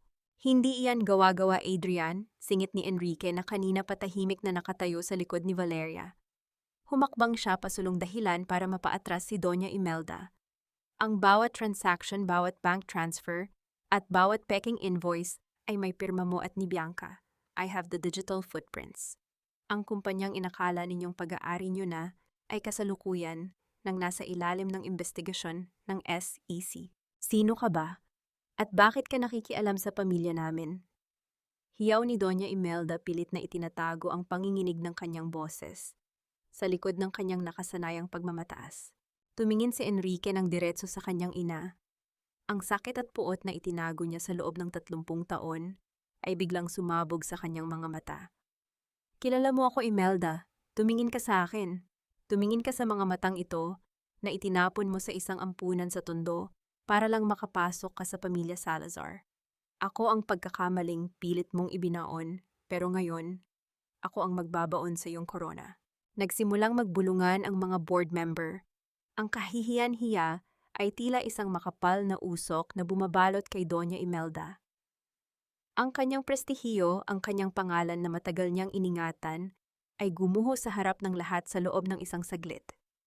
You are a liar, sigaw ni Imelda, ngunit ang kanyang boses ay nabasag. Napahawak siya sa kanyang dibdib, ang kanyang mukha ay muling namutla. Huwag mong subukang gamitin ang sakit mo ngayon, Mama. Malamig na wika ni Valeria. Dahil alam ko na ang totoo, alam ko na ang bitamina lang ang iniinom mo dahil gusto mong palabasin na mahina ka para maawa si Adrian at pirmahan ang lahat ng gusto mo. Pero ang totoo, mas malakas pa ang puso mo kaysa sa konsensya mo. Nagulat si Adrian. Tumingin siya sa kanyang ina pagkatapos ay kay Valeria. Anong ibig mong sabihin, Val? Ginagamit ka lang ng nanay mo, Adrian? Wika ni Valeria, ang kanyang boses ay puno ng awa na mas masakit pa kaysa sa galit. Plano niyang ilipat ang lahat sa pangalan ni Bianca at pagkatapos ay itatapon ka rin nila. You were never the king, Adrian. You were just the pawn. Napatulala si Adrian. Tumingin siya kay Bianca na ngayon ay hindi na makatingin ng diretso. Ang lahat ng kasinungalingan, ang lahat ng pagtataksil ay naging malinaw na sa kanya. Ang sampal na ibinigay niya kay Valeria ay tila bumalik sa kanya ng 10 beses na mas masakit. Valeria, please. Bulong ni Adrian, sinusubukang abutin ang kamay ng asawa. Dahan-dahang iniwas ni Valeria ang kanyang kamay. Kinuha niya ang ballpen na nahulog ni Adrian kanina at inilapag ito sa tapat nito. Hindi na oras para sa please, Adrian. Ang oras na iyon ay natapos na noong gabing sampalin mo ako sa harap ng lahat, wika ni Valeria. board of directors as the major shareholder, using my father's trust. I move for the immediate removal of Adrian Salazar as CEO and the suspension of Bianca as legal consultant. At ipinapaubaya ko na sa mga autoridad ang kasong plunder at embezzlement. Segundahan sigaw ni Don Federico. Sa gitna ng kaguluhan, habang tinatawag na ng security ang mga pulis, nakita ni Valeria si Nanay Isabel na pumasok sa boardroom. Ang matanda ay nakangiti habang may luha sa mga mata. Sino ba talaga ang pumatay sa tatay mo, Valeria? Look at Enrique again. Look at him closely. Ang mga salitang iyon ni Bianca ay parang isang lason na dahan-dahang gumagapang sa sistema ni Valeria, mas masakit pa kaysa sa sampal na tinanggap niya noong nakaraang gabi. Habang hinihila ng mga pulis si Bianca palabas ng boardroom, ang bawat halakhak nito ay tila isang sumpa na naiwan sa hangin. Nanatiling nakatayo si Valeria sa gitna ng silid, ang kanyang mga kamay ay nakakuyom sa gilid ng kanyang itim na terno, pilit na pinapakalma ang panginginig ng kanyang buong katawan. Sa paligid niya, ang kaguluhan ay tila naging isang malabong ingay. Nakita niya si Adrian na pilit na nagmamakaawa sa mga board members. Ang kanyang mukha ay basang-basa ng pawis at luha. Ang lalaking inakala niyang magiging katuwang niya habang buhay ay ngayon ay isang anino na lamang ng isang taong naging malupit sa kanya. Ngunit hindi kay Adrian nakatuon ang kanyang paningin. Dahan-dahan niyang ibinaling ang kanyang mga mata kay Enrique. Nakatayo ang lalaki sa harap ng bintana, nakatingin sa malawak na skyline ng Makati.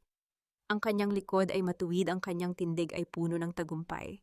Siya ang arkitekto ng pagbagsak ng mga Salazar. Siya ang nagligtas kay Valeria mula sa bodega. Ngunit sa ilalim ng liwanag ng umaga, napansin ni Valeria ang isang bagay na hindi niya nakita noon, ang malamig at kalkuladong aura ni Enrique na tila walang bahid ng tunay na emosyon, maliban sa puot. Valeria, are you okay? Mukhang namumutla ka. Lumapit si Enrique, ang kanyang boses ay malambing, ngunit may kasamang kakaibang tono na ngayon lang narinig ni Valeria. I'm fine, Enrique. Pagod lang siguro. Sagot ni Valeria, iniwas niya ang kanyang tingin at dahan-dahang lumakad patungo sa upuan ng kanyang ama, ang upuan ng chairman. Hinawakan niya ang sandalan ng silya. Ang katad nito ay malamig. Sa loob ng 5 taon, ang upuang ito ay simbolo ng lahat ng nawala sa kanya. Ngunit ngayon, habang nakaupo siya rito, ang tanging nararamdaman niya ay ang bigat ng 1,000 katanungan. Adrian is gone, Bianca is in custody, at si Imelda, well, she's facing a lifetime of lawsuits, wika ni Enrique habang inilalapag ang isang folder sa harap ni Valeria. Congratulations, Chairman Mendoza. You finally have your kingdom back. Salamat, Enrique. Hindi ko ito magagawa kung wala ka, pilit ng ngiti ni Valeria. Pero may isang bagay akong gustong itanong. Noong gabi bago mamatay si Papa, nasaan ka? Bahagyang huminto ang paghinga ni Enrique. Ang kanyang mga mata ay nanatiling nakatuon kay Valeria. Walang kislap ng gulat, walang bakas ng pag-aalinlangan. Nasa ibang bansa ako, Valeria. Alam mo iyon? Doon ako nag-aaral sa tulong ni Don Mateo. Pero sabi ni Bianca, sabi niya may alam ka tungkol sa nangyari sa kanya. Sabi niya, look at you closely. Ang boses ni Valeria ay nanginginig na ngayon. Ang kanyang puso ay tila isang tambol na nagbababala ng panganib. Tumawa ng mahina si Enrique, isang tawang walang kasing pait. And you believe her, ang babaeng sumira sa buhay mo? Ang babaeng nagnakaw ng asawa mo, Valeria? She's just trying to tear us apart because she knows that together we are untouchable. Lumapit si Enrique at hinawakan ang kamay ni Valeria na nakapatong sa mesa. Ang kanyang hawak ay mahigpit, tila isang pangako, ngunit sa isip ni Valeria ito ay tila isang tanikala. Huwag mong hayaang lasunin niya ang isip mo. Tapos na ang laban. Nanalo na tayo. Tumango si Valeria, ngunit sa ilalim ng mesa, ang kanyang kabilang kamay ay mahigpit na hawak ang maliit na selyo ng kanyang ama. Isang bagay ang napansin niya sa folder na ibinigay ni Enrique kanina. May isang dokumento doon, isang liquidation report ng mga ari-arian ng kanyang ama mula sa Switzerland. Nang dumaan ang hapon, naiwang mag-isa si Valeria sa opisina. Ang katahimikan ay tila isang mabigat na kumot. Kinuha niya ang flash drive na ibinigay ni Enrique at muling sinuri ang mga files. Sa gitna ng libu-libong numero at pangalan, may isang folder na nakatago sa ilalim ng isang encrypted system. Gamit ang password na itinuro sa kanya ng kanyang ama para sa mga pinakalihim na dokumento, binuksan niya ito. Ang kanyang hininga ay tumigil nang makita ang nilalaman. Hindi ito tungkol sa mga Salazar. Ito ay mga sulat mula kay Don Mateo patungo sa isang abogado sa Singapore. Ang huling sulat ay may petsang 3 araw bago ang atake sa puso ng kanyang ama. Nalaman ko na ang tunay na motibo ni Enrique. Hindi siya ang batang inakala ko. Ang galit niya kay Imelda ay ginagamit niya para ubusin ang lahat, hindi lang ang mga Salazar kundi pati ang mga Mendoza. Kung may mangyari sa akin, protektahan niyo si Valeria mula sa kanya. He is the wolf in sheep's clothing. Naramdaman ni Valeria ang isang matinding lamig na bumabalot sa kanyang puso. Ang bawat tulong ni Enrique, ang bawat pagliligtas nito sa kanya, ay bahagi lamang ng isang mas malaking plano. Inalis ni Enrique ang mga maliit na lobo tulad ni na Adrian at Bianca para siya ang maging tanging malaking lobo sa buhay ni Valeria. Biglang bumukas ang pinto. Nakatayo roon si Nanay Isabel, ang kanyang mukha ay puno ng pangamba. Valeria, kailangan mong umalis dito ngayon din, bulong ng matanda. Narinig ko si Enrique sa telepono. May mga tao siyang pinapunta sa rest house sa Laguna. Sinusunog nila ang lahat ng ebidensya ng tatay mo na hindi mo nakuha. Nay, bakit hikbi ni Valeria? Dahil ang tatay mo, Valeria, hindi siya namatay sa sakit sa puso. Pinatay siya hija. At ang gamot na dapat ay nagligtas sa kanya, ay pinalitan din katulad ng ginawa nila kay Imelda. Naramdaman ni Valeria ang pag-ikot ng mundo. Ang taong itinuring niyang tagapagligtas ay maaring siya palang pumatay sa kanyang ama. Ang digmaang inakala niyang tapos na ay ngayon pa lamang tunay na magsisimula. Tiningnan ni Valeria ang selyo ng ama sa kanyang kamay. Ang metal nito ay tila nag-aapoy na ngayon sa kanyang palad. Hindi pa tayo tapos, Enrique. Bulong ni Valeria sa hangin. Ang kanyang boses ay puno ng isang bagong uri ng determinasyon, isang determinasyon na hindi na nanggagaling sa sakit, kundi sa purong katarungan. Mabilis siyang tumayo at kinuha ang kanyang bag. Ngunit bago siya makalabas ng opisina, ang elevator sa tapat ng kanyang pinto ay tumunog. Bumukas ito at lumabas si Enrique, may hawak na isang bouquet ng mga puting rosas, ang paboritong bulaklak ni Valeria. Saan ka pupunta, Valeria? May dinner celebration tayo, di ba? Ang ngiti ni Enrique ay perpekto, ngunit sa mga mata ni Valeria ito na ang pinakanakakatakot na bagay na nakita niya sa buong buhay niya. Cheers to your new life, Valeria.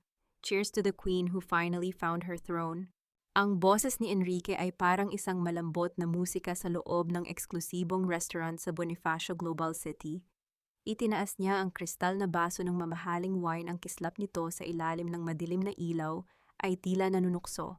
Sa tapat niya nakaupo si Valeria, suot ang kanyang pinakamagandang ngiti, isang ngiting itinahi niya ng maigi para itago ang naglalagablab na puot sa kanyang dibdib. Ang amoy ng mga puting rosas na ibinigay ni Enrique ay nanunuot sa hangin, ngunit para kay Valeria, amoy na ito ng mga bulaklak sa libingan. Ang bawat subo niya ng pagkain ay tila isang tinik na bumabara sa kanyang lalamunan. Ang lalaking nasa harap niya, ang lalaking nagligtas sa kanya mula sa putikan, ay ang parehong lalaking tinukoy ng kanyang ama na lobo sa loob ng kumpanya. You're very quiet tonight, Val. Are you still thinking about Adrian? Tanong ni Enrique, ang kanyang mga mata ay mapanuri, tila sinusubukan nitong pasukin ang bawat lihim sa isipan ni Valeria. Hindi ko na siya iniisip, Enrique. Sagot ni Valeria, ang kanyang boses ay malumanay at puno ng peking paghanga. Iniisip ko lang kung gaano ako kaswerte na dumating ka. Kung wala ka, baka wala na ako rito. I owe you everything. You owe me nothing, Valeria Kata. Hinawakan ni Enrique ang kamay ni Valeria sa ibabaw ng mesa. Ang init ng kanyang balat ay nagpataas ng balahibo ni Valeria sa pandidiri, ngunit hindi niya binawi ang kanyang kamay. Ginawa ko ang lahat dahil karapat-dapat ka sa hustisya. Ang Mendoza Holdings ay para sa iyo talaga. Speaking of justice, dahan-dahang kinuha ni Valeria ang kanyang wine, ang kanyang mga daliri ay dulas na dumaslas sa screen ng kanyang cellphone sa loob ng kanyang maliit na bag para masiguro na tumatakbo ang recording. Naalala ko ang sinabi ni Bianca bago siya dalhin ng mga pulis. Sabi niya may alam ka raw tungkol sa gabing nawala si Papa. It was weird, right? Bakit niya sasabihin yon? Tumigil ang paggalaw ng panga ni Enrique. Isang saglit na katahimikan ang namayani kung saan ang tanging naririnig ay ang mahinang tunog ng violin sa background. Pagkatapos tumawa siya ng mahina, isang tawang malamig at walang buhay. Bianca was desperate, Val. She wanted to plant a seed of doubt in your heart. Alam niyang ikaw lang ang alas ko at ako lang ang alas mo. Gusto niyang mag-isa ka uli para madali ka nilang mawasak. Siguro nga, tumango si Valeria, tinitigan niya ang kanyang wine. Pero Enrique, may isang bagay akong hindi masabi sa iba. Noong gabing iyon, bago bawian ng buhay si Papa, may binanggit siyang pangalan. Isang pangalan na hindi ko naintindihan noon. Sabi niya, the boy with the silver watch. Napansin ni Valeria ang bahagyang pagpihit ng pulso ni Enrique.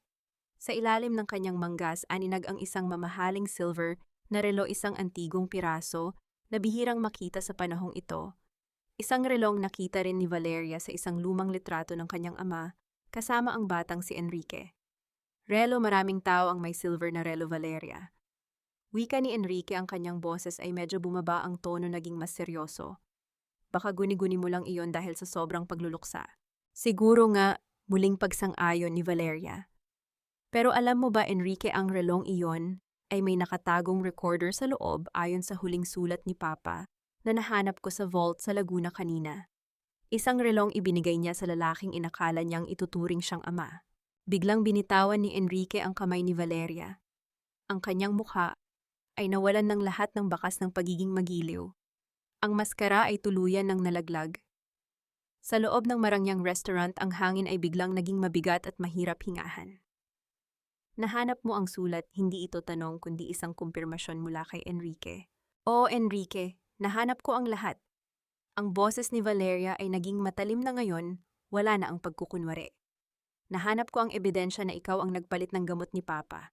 Hindi si Imelda, hindi si Adrian, kundi ikaw. Dahil nalaman ni Papa na ninanakawan mo ang kumpanya bago pa man pumasok ang mga Salazar. Ginamit mo ang galit mo sa nanay mo para pagtakpan ang sarili mong kasakiman. Tumayo si Enrique, ang kanyang tindig ay puno ng panganib. Ang mga tao sa paligid ay hindi napapansin ang tensyon sa kanilang mesa. And what are you going to do, Valeria? Wala kang pruweba. Ang sulat na iyon ay hearsay lang sa korte. I have the board, I have the connections. At higit sa lahat, may hawak ako na mas mahalaga sa'yo. Ano iyon? Si Isabel, bulong ni Enrique. Nasa kamay ko ang matanda. Isang tawag ko lang at ang huling taong nagmamahal sa iyo ay mawawala na parang bula. Kaya maupo ka, ubusin mo ang wine mo at pirmahan mo ang transfer of shares na ibibigay ko sa iyo bukas. Kung hindi, maghanda ka sa susunod na libing. Naramdaman ni Valeria ang pagguho ng kanyang mundo sa pangalawang pagkakataon. Si Nanay Isabel. Ang tanging pamilyang natira sa kanya ay ginagamit na naman laban sa kanya. Ang kanyang recorder ay walang silbi kung buhay ng iba ang nakataya. Sa gitna ng takot, hinawakan ni Valeria ang pendant ng kanyang ama na nakatago sa ilalim ng kanyang damit. Naramdaman niya ang isang kakaibang lamig, isang paalala na ang kanyang ama ay hindi siya iiwan, na walang sandata. Isang alaala ang pumasok sa kanyang isip, isang lihim na silid sa ilalim ng kusina sa mansyon. Sige, Enrique, manalo ka sa gabing ito. Wika ni Valeria, ang kanyang mga mata ay puno ng mga luhang hindi pinalalabas. Pero tandaan mo, ang reyna ay hindi sumusuko. Nagpapahinga lang siya para sa huling tira. Tumalikod si Valeria at naglakad palabas ng restaurant. Ang ulan sa labas ay tila naghuhugas sa kanyang pakiramdam ng pagkatalo. Sumakay siya sa kanyang sasakyan, ngunit bago pa man niya ma-start ang makina, isang boses ang narinig niya sa backseat. Don't look back, Valeria. Drive. Isang baril ang naramdaman niya sa likod ng kanyang ulo. Ngunit ang boses ay pamilyar. Hindi ito boses ng tauhan ni Enrique. Adrian, bulong ni Valeria. Ipagmaneho mo ang sasakyan, Valeria. Huwag kang gagawa ng anumang ingay o susubok na tumawag ng tulong kung ayaw mong maging madugo ang huling gabi ng anibersaryo natin. Ang boses ni Adrian ay basag puno ng pait at alak, ngunit ang lamig ng bakal na dulo ng baril na nakadikit sa likod ng leeg ni Valeria ay sapat na para patigilin ang tibok ng kanyang mundo. Sa loob ng madilim na sasakyan, habang ang ulan ay malakas na humahampas sa labas, ang amoy ni Adrian, amoy ng pawis, pait, at desperasyon ay tila isang masamang panaginip na ayaw magwakas. Dahan-dahang inilagay ni Valeria ang kanyang mga kamay sa manibela. Ang kanyang puso ay nagkakarera, ngunit sa pagkakataong ito, hindi ito dahil sa takot. Ito ay dahil sa matinding pagkamuhi sa lalaking minsan niyang minahal. Anong gagawin mo, Adrian? Papatayin mo rin ako katulad ng ginawa ni Enrique sa tatay ko. Ang boses ni Valeria ay matalim, bawat salita ay may dalang lason. O baka naman nandito ka para humingi ng tawad dahil nalaman mong ginamit ka lang ng nanay mo at ng kapatid mong itinapon. Naramdaman ni Valeria ang panginginig ng kamay ni Adrian. Ang dulo ng baril ay tumitibok sa kanyang balat. Tumahimik ka, wala kang alam, ninakaw niya ang lahat sa akin. Ang kumpanya ang pangalan ko, pati si Bianca, kinuha niya ang lahat. Kinuha niya dahil ibinigay mo, Adrian. Seryosong sagot ni Valeria habang dahan-dahang pinaandar ang sasakyan palabas ng parking lot. Naging bulag ka sa kayabangan mo. At ngayon ano, gagamitin mo ang baril na yan laban sa akin? I am the only one who can help you now. Ibinaba ni Adrian ang baril ngunit nanatili itong nakatutok sa tagiliran ni Valeria. Napasandal siya sa upuan ng kanyang mukha. Ay aninag sa liwanag ng mga dumadaang poste ng ilaw puno ng pasasugat. At ang mga mata ay tila sa isang taong nawalan na ng katinuan. Nalaman ko na ang lahat, Vals, bulong ni Adrian. Ang kanyang boses ay naging isang hikbi. Narinig ko sila sa mansyon bago ako itapon ng mga guards ni Enrique. Si Mama, si Imelda, siya ang nag-utos kay Enrique na tapusin ang tatay mo para makuha ang shares. At si Enrique ginawa niya iyon, hindi lang para sa pera, kundi para patunayan kay Mama na mas magaling siyang anak kaysa sa akin. Naramdaman ni Valeria ang isang matinding hapdi sa kanyang dibdib. Ang katotohanan ay mas masakit pa sa inakala niya. Ang kanyang ama ay pinatay para sa isang kompetisyon ng dalawang anak na nauulo sa kapangyarihan. Nasaan si Nanay Isabel, Adrian? Alam kong alam mo kung nasaan siya. Tanong ni Valeria, ang kanyang boses ay puno ng utos. Nasa lumang warehouse sila sa Pasig. Doon siya dinala ng mga tauhan ni Enrique. Plano nilang gawin siyang pain para mapilitan kang pirmahan ng merger bukas. Wika ni Adrian. Val, patawarin mo ako. I was a fool. Sinampal kita, minaltrato. I didn't realize that you were the only one who truly cared for me. Huwag mong gamitin ang salitang patawad sa akin, Adrian. Napakamura niyan para sa lahat ng nawala sa akin. Malamig na sagot ni Valeria. Kung gusto mo talagang makabawi, ibigay mo sa akin ang baril na iyan. At tutulungan mo akong iligtas si Nanay Isabel. It's the only way you can keep a shred of your dignity. Nagatubili si Adrian, ngunit dahan-dahan niyang iniabot ang baril kay Valeria.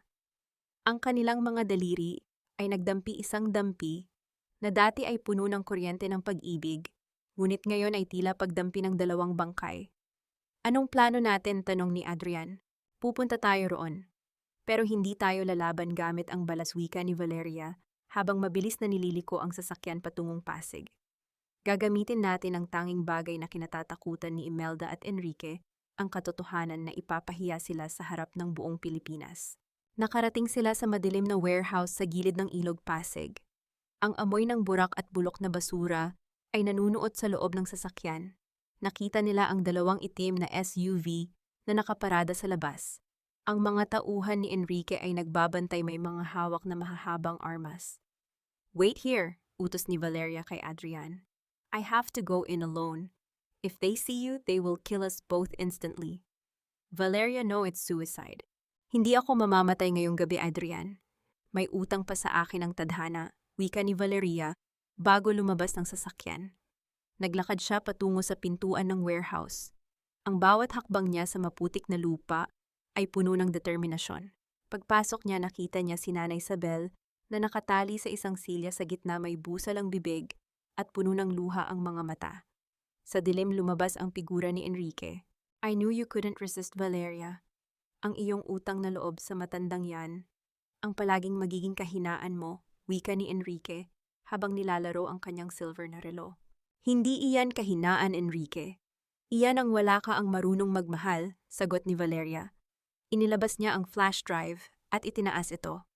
Nandito ang lahat, ang records ng pagpatay sa tatay ko, ang mga voice recordings mo sa restaurant, at ang link sa live stream na kasalukuyang pinapanood ng lahat ng shareholders at ng media. Nawala ang ngiti ni Enrique.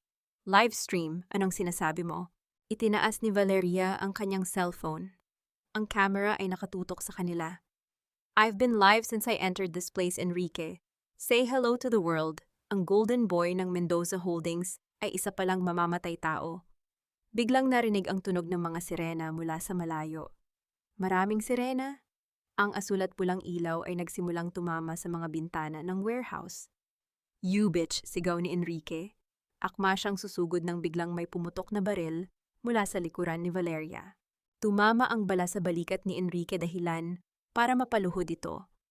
Lumingon si Valeria at nakita si Adrian na nakatayo sa pintuan nanginginig ang mga kamay habang hawak ang baril. Para sa tatay ni Valeria at para sa lahat ng paninira mo sa buhay ko, sigaw ni Adrian. Nagsimulang magkaputukan sa loob ng warehouse. Ang mga tauhan ni Enrique ay nakipagpalitan ng putok sa mga pulis na dumating. Sa gitna ng kaguluhan, mabilis na kinalagan ni Valeria si Nanay Isabel. Nay, halika na bilisan nyo, sigaw ni Valeria habang hinihila ang matanda patungo sa labas. Ngunit bago sila makalabas, isang malakas na pagsabog ang yumanig sa buong gusali. Isang tangke ng gas ang tinamaan ng ligaw na bala. Ang apoy ay mabilis na kumalat na naging dahilan ng pagguho ng ilang bahagi ng bubong. Ang init ng apoy ay tila humahabol sa likod ni Valeria habang papalayo siya sa naglalagablab na bodega. Ang bawat hakbang niya sa maputik na lupa ay mabigat hindi dahil sa dumi, kundi dahil sa bigat ng alaala ng huling sulyap ni Adrian. Sa kanyang tabi nanginginig at hirap sa paghinga si Nanay Isabel, ngunit mahigpit ang hawak ni Valeria sa kamay ng matanda. Hindi siya papayag na may mawala pa sa kanya ngayong gabi. Ang malakas na pagyanig mula sa loob ng gusali ay naramdaman hanggang sa kanyang mga paa. Kasunod nito ang pagbagsak ng ilang bahagi ng bubong na naglalabas ng libu-libong kislap ng apoy sa madilim na langit ng Pasig. Adrian, ang sigaw ni Valeria ay nabaon sa ingay ng mga sirena at sa ugong ng apoy. Gusto niyang lumingon, gusto niyang bumalik, ngunit ang tungkulin niya kay Nanay Isabel ang nagtulak sa kanya pasulong. Sa labas ng perimeter, sinalubong sila ng mga medics at ng mga pulis. Ang liwanag ng asul at pulang ilaw ay sumasayaw sa mukha ni Valeria na puno ng uling at luha. Doon nakita niya si Don Federico na naghihintay kasama ang isang pangkat ng mga abogado. Valeria, salamat sa Diyos, ligtas ka, wika ni Don Federico habang inaalalayan sila. Si Adrian, nasa loob pa siya, Don Federico. Kasama niya si Enrique, bulong ni Valeria ang kanyang boses, ay halos mawala na dahil sa usok. Makalipas ang ilang minuto, isang pangkat ng mga bumbero ang lumabas mula sa umuusok na pinto, dala ang dalawang katawan.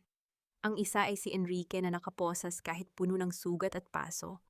Ang kanyang mga mata ay nananatiling nanlilisik, ngunit wala na itong kapangyarihan. Ang isa naman ay si Adrian, walang malay ang kanyang mukha, ay halos hindi na makilala dahil sa tindi ng init, ngunit ang kanyang kamay ay mahigpit pa ring nakakuyom sa isang piraso ng tela. Isang piraso ng telang sutla mula sa kurbata na inayos ni Valeria noong gabing sampalin siya nito. Dinala ang lahat sa ospital. Habang ginagamot ang mga sugat ni Valeria, ang balita sa telebisyon ay puno na ng mukha ni Doña Imelda Adrian at Bianca. Ang live stream ni Valeria ay naging pinakapinanood na video sa buong bansa. Ang Mendoza scandal ay opisyal nang naging Salazar downfall. Kinabukasan, sa loob ng isang pribadong kwarto sa ospital, binisita ni Valeria si Doña Imelda. Ang matandang reyna ay nakaupo sa wheelchair nakatingin sa labas ng bintana. Wala na ang kanyang mga mamahaling alahas. Wala na ang kanyang mapagmataas na tindig. Ang tanging natira ay ang isang matandang babaeng kinakain ng sarili niyang takot. Nandito ka na ba para pagtawanan ako, Valeria? Tanong ni Imelda nang hindi lumingon. Nandito ako para ibigay sa inyo ang dokumentong ito. Inilapag ni Valeria ang isang folder sa kandungan ng matanda. Ito ang warrant of arrest para sa inyo. At ito naman ang kopya ng forfeiture of assets. Lahat ng pag-ari ninyo, ang mansyon, ang mga sasakyan, pati ang huling sentimo sa bangko, ay ibabalik sa Mendoza Holdings bilang kabayaran sa lahat ng ninakaw ninyo. Nanginginig ang mga kamay ni Imelda habang hinahawakan ang papel. Paano mo nagawa ito? I treated you like family. Hindi, Mama. Itinuring niyo akong alipin na tagasalo ng mga pagkakamali niyo. Malamig na tugon ni Valeria. Ang pamilya ay hindi nagpapatayan para sa shares. Ang pamilya ay hindi nagsasakripisyo ng anak para sa kapangyarihan. Tapos na ang paghahari ninyo. Ang kailangan nyo na lang gawin ay harapin ang hustisya. Bago lumabas si Valeria, dumaan siya sa kwarto ni Adrian. Nakita niya itong gising na ngunit ang mga mata ay nakatitig lamang sa kisame. Ang kanyang mga paa at kamay ay nakakadena sa gilid ng kama dahil sa mga kasong isinampa laban sa kanya. Val, bulong ni Adrian nang makita ang asawa. I deserve this right. Tumigil si Valeria sa may pinto. Oo, Adrian, nararapat lang sa iyo ang lahat ng ito. Pero salamat. Salamat dahil sa huling sandali pinili mong maging tao kaysa maging Salazar. Will you ever forgive me? Tumingin si Valeria ng matagal sa lalaking minsan niyang minahal. Ang sakit ay naroon pa rin ngunit hindi na ito ang nagpapatakbo sa kanyang buhay. Ang pagpapatawad ay hindi ibinibigay ng madalian, Adrian. Marahil sa susunod na buhay, o kapag nabayaran mo na ang lahat ng utang mo sa batas. Pero sa ngayon ang tanging maibibigay ko sa iyo ay ang katahimikan. Lumabas si Valeria ng ospital, sinalubong siya ng sikat ng araw ng Makati. Sa harap ng Mendoza Tower nakita niya ang mga trabahador na tinatanggal ang malaking karatula na may pangalang Salazar Mendoza Holdings. Ibabalik na ito sa original nitong pangalan, Mendoza Group of Companies. Kinuha ni Valeria ang kanyang wedding ring. Tiningnan niya ang kislap nito sa ilalim ng araw. Naalala niya ang lahat ng pangarap na binuo niya sa singsing na yon. Pagkatapos dahan-dahan niyang inilapag ang singsing sa isang bench sa parke. Hindi niya ito itinapon ng may galit. Iniwan niya ito ng may kapayapaan. Isang pagtatapos para sa isang bagong simula. Makalipas ang ilang linggo, sa gitna ng pag-aayos ng kumpanya, nahanap ni Valeria ang huling dokumento na hawak ni Enrique bago ito mamatay sa kulungan dahil sa mga sugat at impeksyon. Ito ay isang sulat kamay na testamento mula sa kanyang ama. Isang bagong umaga ang dahan-dahang sumilip sa pagitan ng mga matatayog na gusali ng Makati na nagbibigay ng gintong liwanag sa salamin ng Mendoza Tower. Sa loob ng opisina ng chairman nakatayo si Valeria sa harap ng malawak na bintana. Hawak niya ang isang mainit na tasa ng kape habang pinagmamasdan ng buhay na unti-unti nang nagigising sa lansangan sa ibaba. Ang katahimikan sa silid ay hindi na mabigat o puno ng pangamba. Ito ay isang katahimikang nagmumula sa isang pusong sa wakas ay nahanap na ang kanyang tahanan. Pumasok si Nanay Isabel sa silid bitbit, ang isang bungkos ng mga sariwang bulaklak mula sa Laguna. Ang matanda ay mukhang mas bata, ang kanyang mga mata ay wala na ang bakas ng takot na matagal niyang dinala. Valeria, handa na ang sasakyan. Ngayon ang araw ng pagbubukas ng Mendoza Foundation sa Tondo, wika ni Nanay Isabel nang may ngiti. Salamat, Nay. Pupunta na ako, sagot ni Valeria. Lumapit siya sa matanda at hinawakan ang kamay nito. Nay, tungkol sa huling sulat ni Papa. Alam ko na ang ibig niyang sabihin sa lihim na account sa pangalan ng anak niyo. Bahagyang natigilan si Nanay Isabel, ang kanyang mga mata ay bahagyang nangilid ang luha. Nalaman mo na pala, Hija? Opo. Ang account na iyon ay hindi para sa pera, kundi para sa pag-aaral ng lahat ng mga bata sa ampunan kung saan nanggaling si Enrique. Ang anak na tinutukoy ni Papa ay hindi lang isang tao kundi ang responsibilidad na kailangang gampanan para sa mga batang itinapon ng tadhana. Alam ni Papa na darating ang araw na babalik si Enrique at gusto niyang magkaroon ako ng paraan para itama ang lahat ng pagkakamaling sinimulan ni Imelda. Niyakap ni Valeria ang matanda. Ang misteryo ay hindi naging isang bagong digmaan, kundi naging isang tulay para sa paghilom. Ang katotohanang ang kanyang ama ay lihim na naghanda para sa pagbabalik ng kanyang kaaway, ay nagpabago sa pananaw ni Valeria tungkol sa tunay na kapangyarihan. Bago sila umalis, huminto si Valeria sa harap ng portrait ng kanyang ama.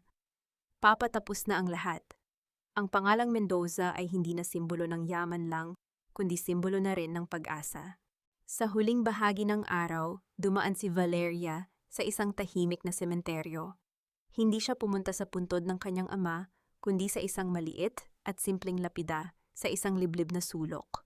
Doon nakalagay ang pangalan ni Adrian Salazar. Namatay ang lalaki sa loob ng ospital ng bilangguan ilang buwan, matapos ang sunog dahil sa komplikasyon ng kanyang mga sugat. Inilapag ni Valeria ang isang piraso ng kurbatang sutla sa ibabaw ng lapida. Pinapatawad na kita, Adrian, bulong ni Valeria sa hangin. Hindi dahil karapat-dapat ka, kundi dahil karapat-dapat ako sa kapayapaan. Ang sampal na ibinigay mo sa akin ay hindi na masakit. Ang bawat sugat na iniwan mo ay naging bahagi na ng aking kalakasan. Malaya ka na at mas malaya na ako.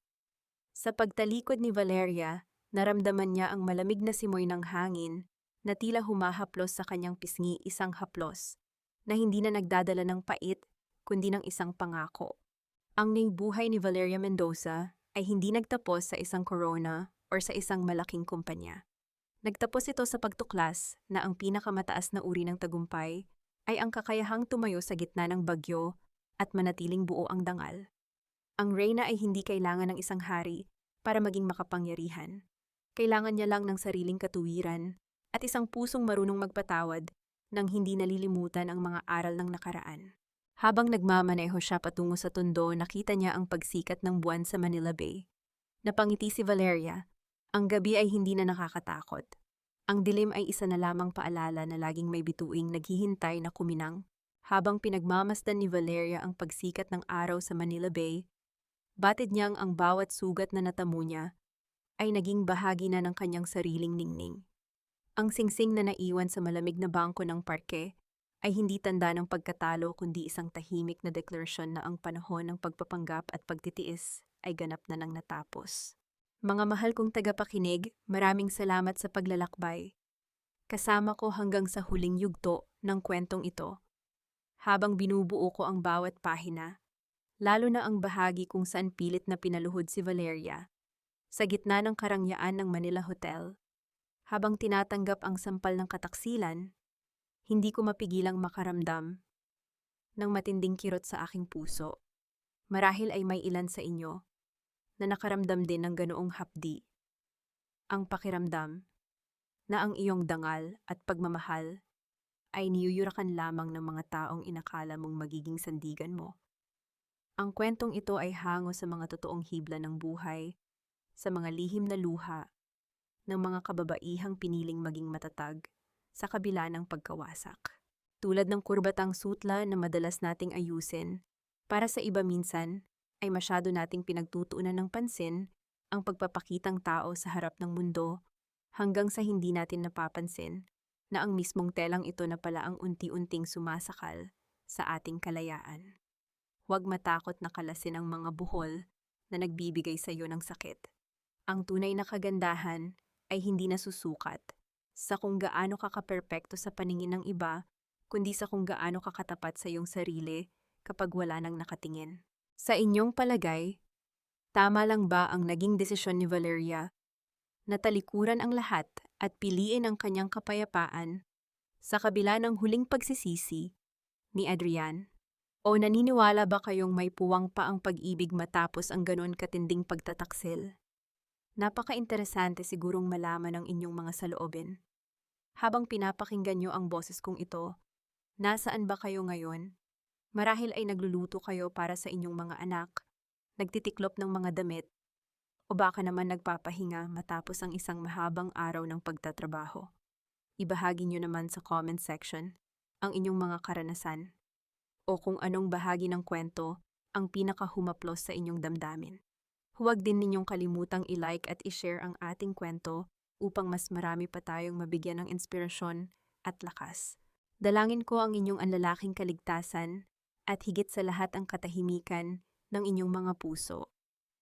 Naway matagpuan nyo rin ang lakas na tumayo ng tuwid at itayo ang sarili ninyong kaharian gaya ng ginawa ng ating reyna. Hanggang sa muli nating pagkikita sa susunod na kwento ng buhay at pag-asa. Pamagat ng kwento ang lihim ng reyna. Ang pagbangon mula sa abo ng kahapon. Paalala ang lahat ng mga tauhan at mga sitwasyon sa kwentong ito ay katang-isip lamang na nilikha para sa layuning libangan at para maghatid ng positibong mensahe sa buhay.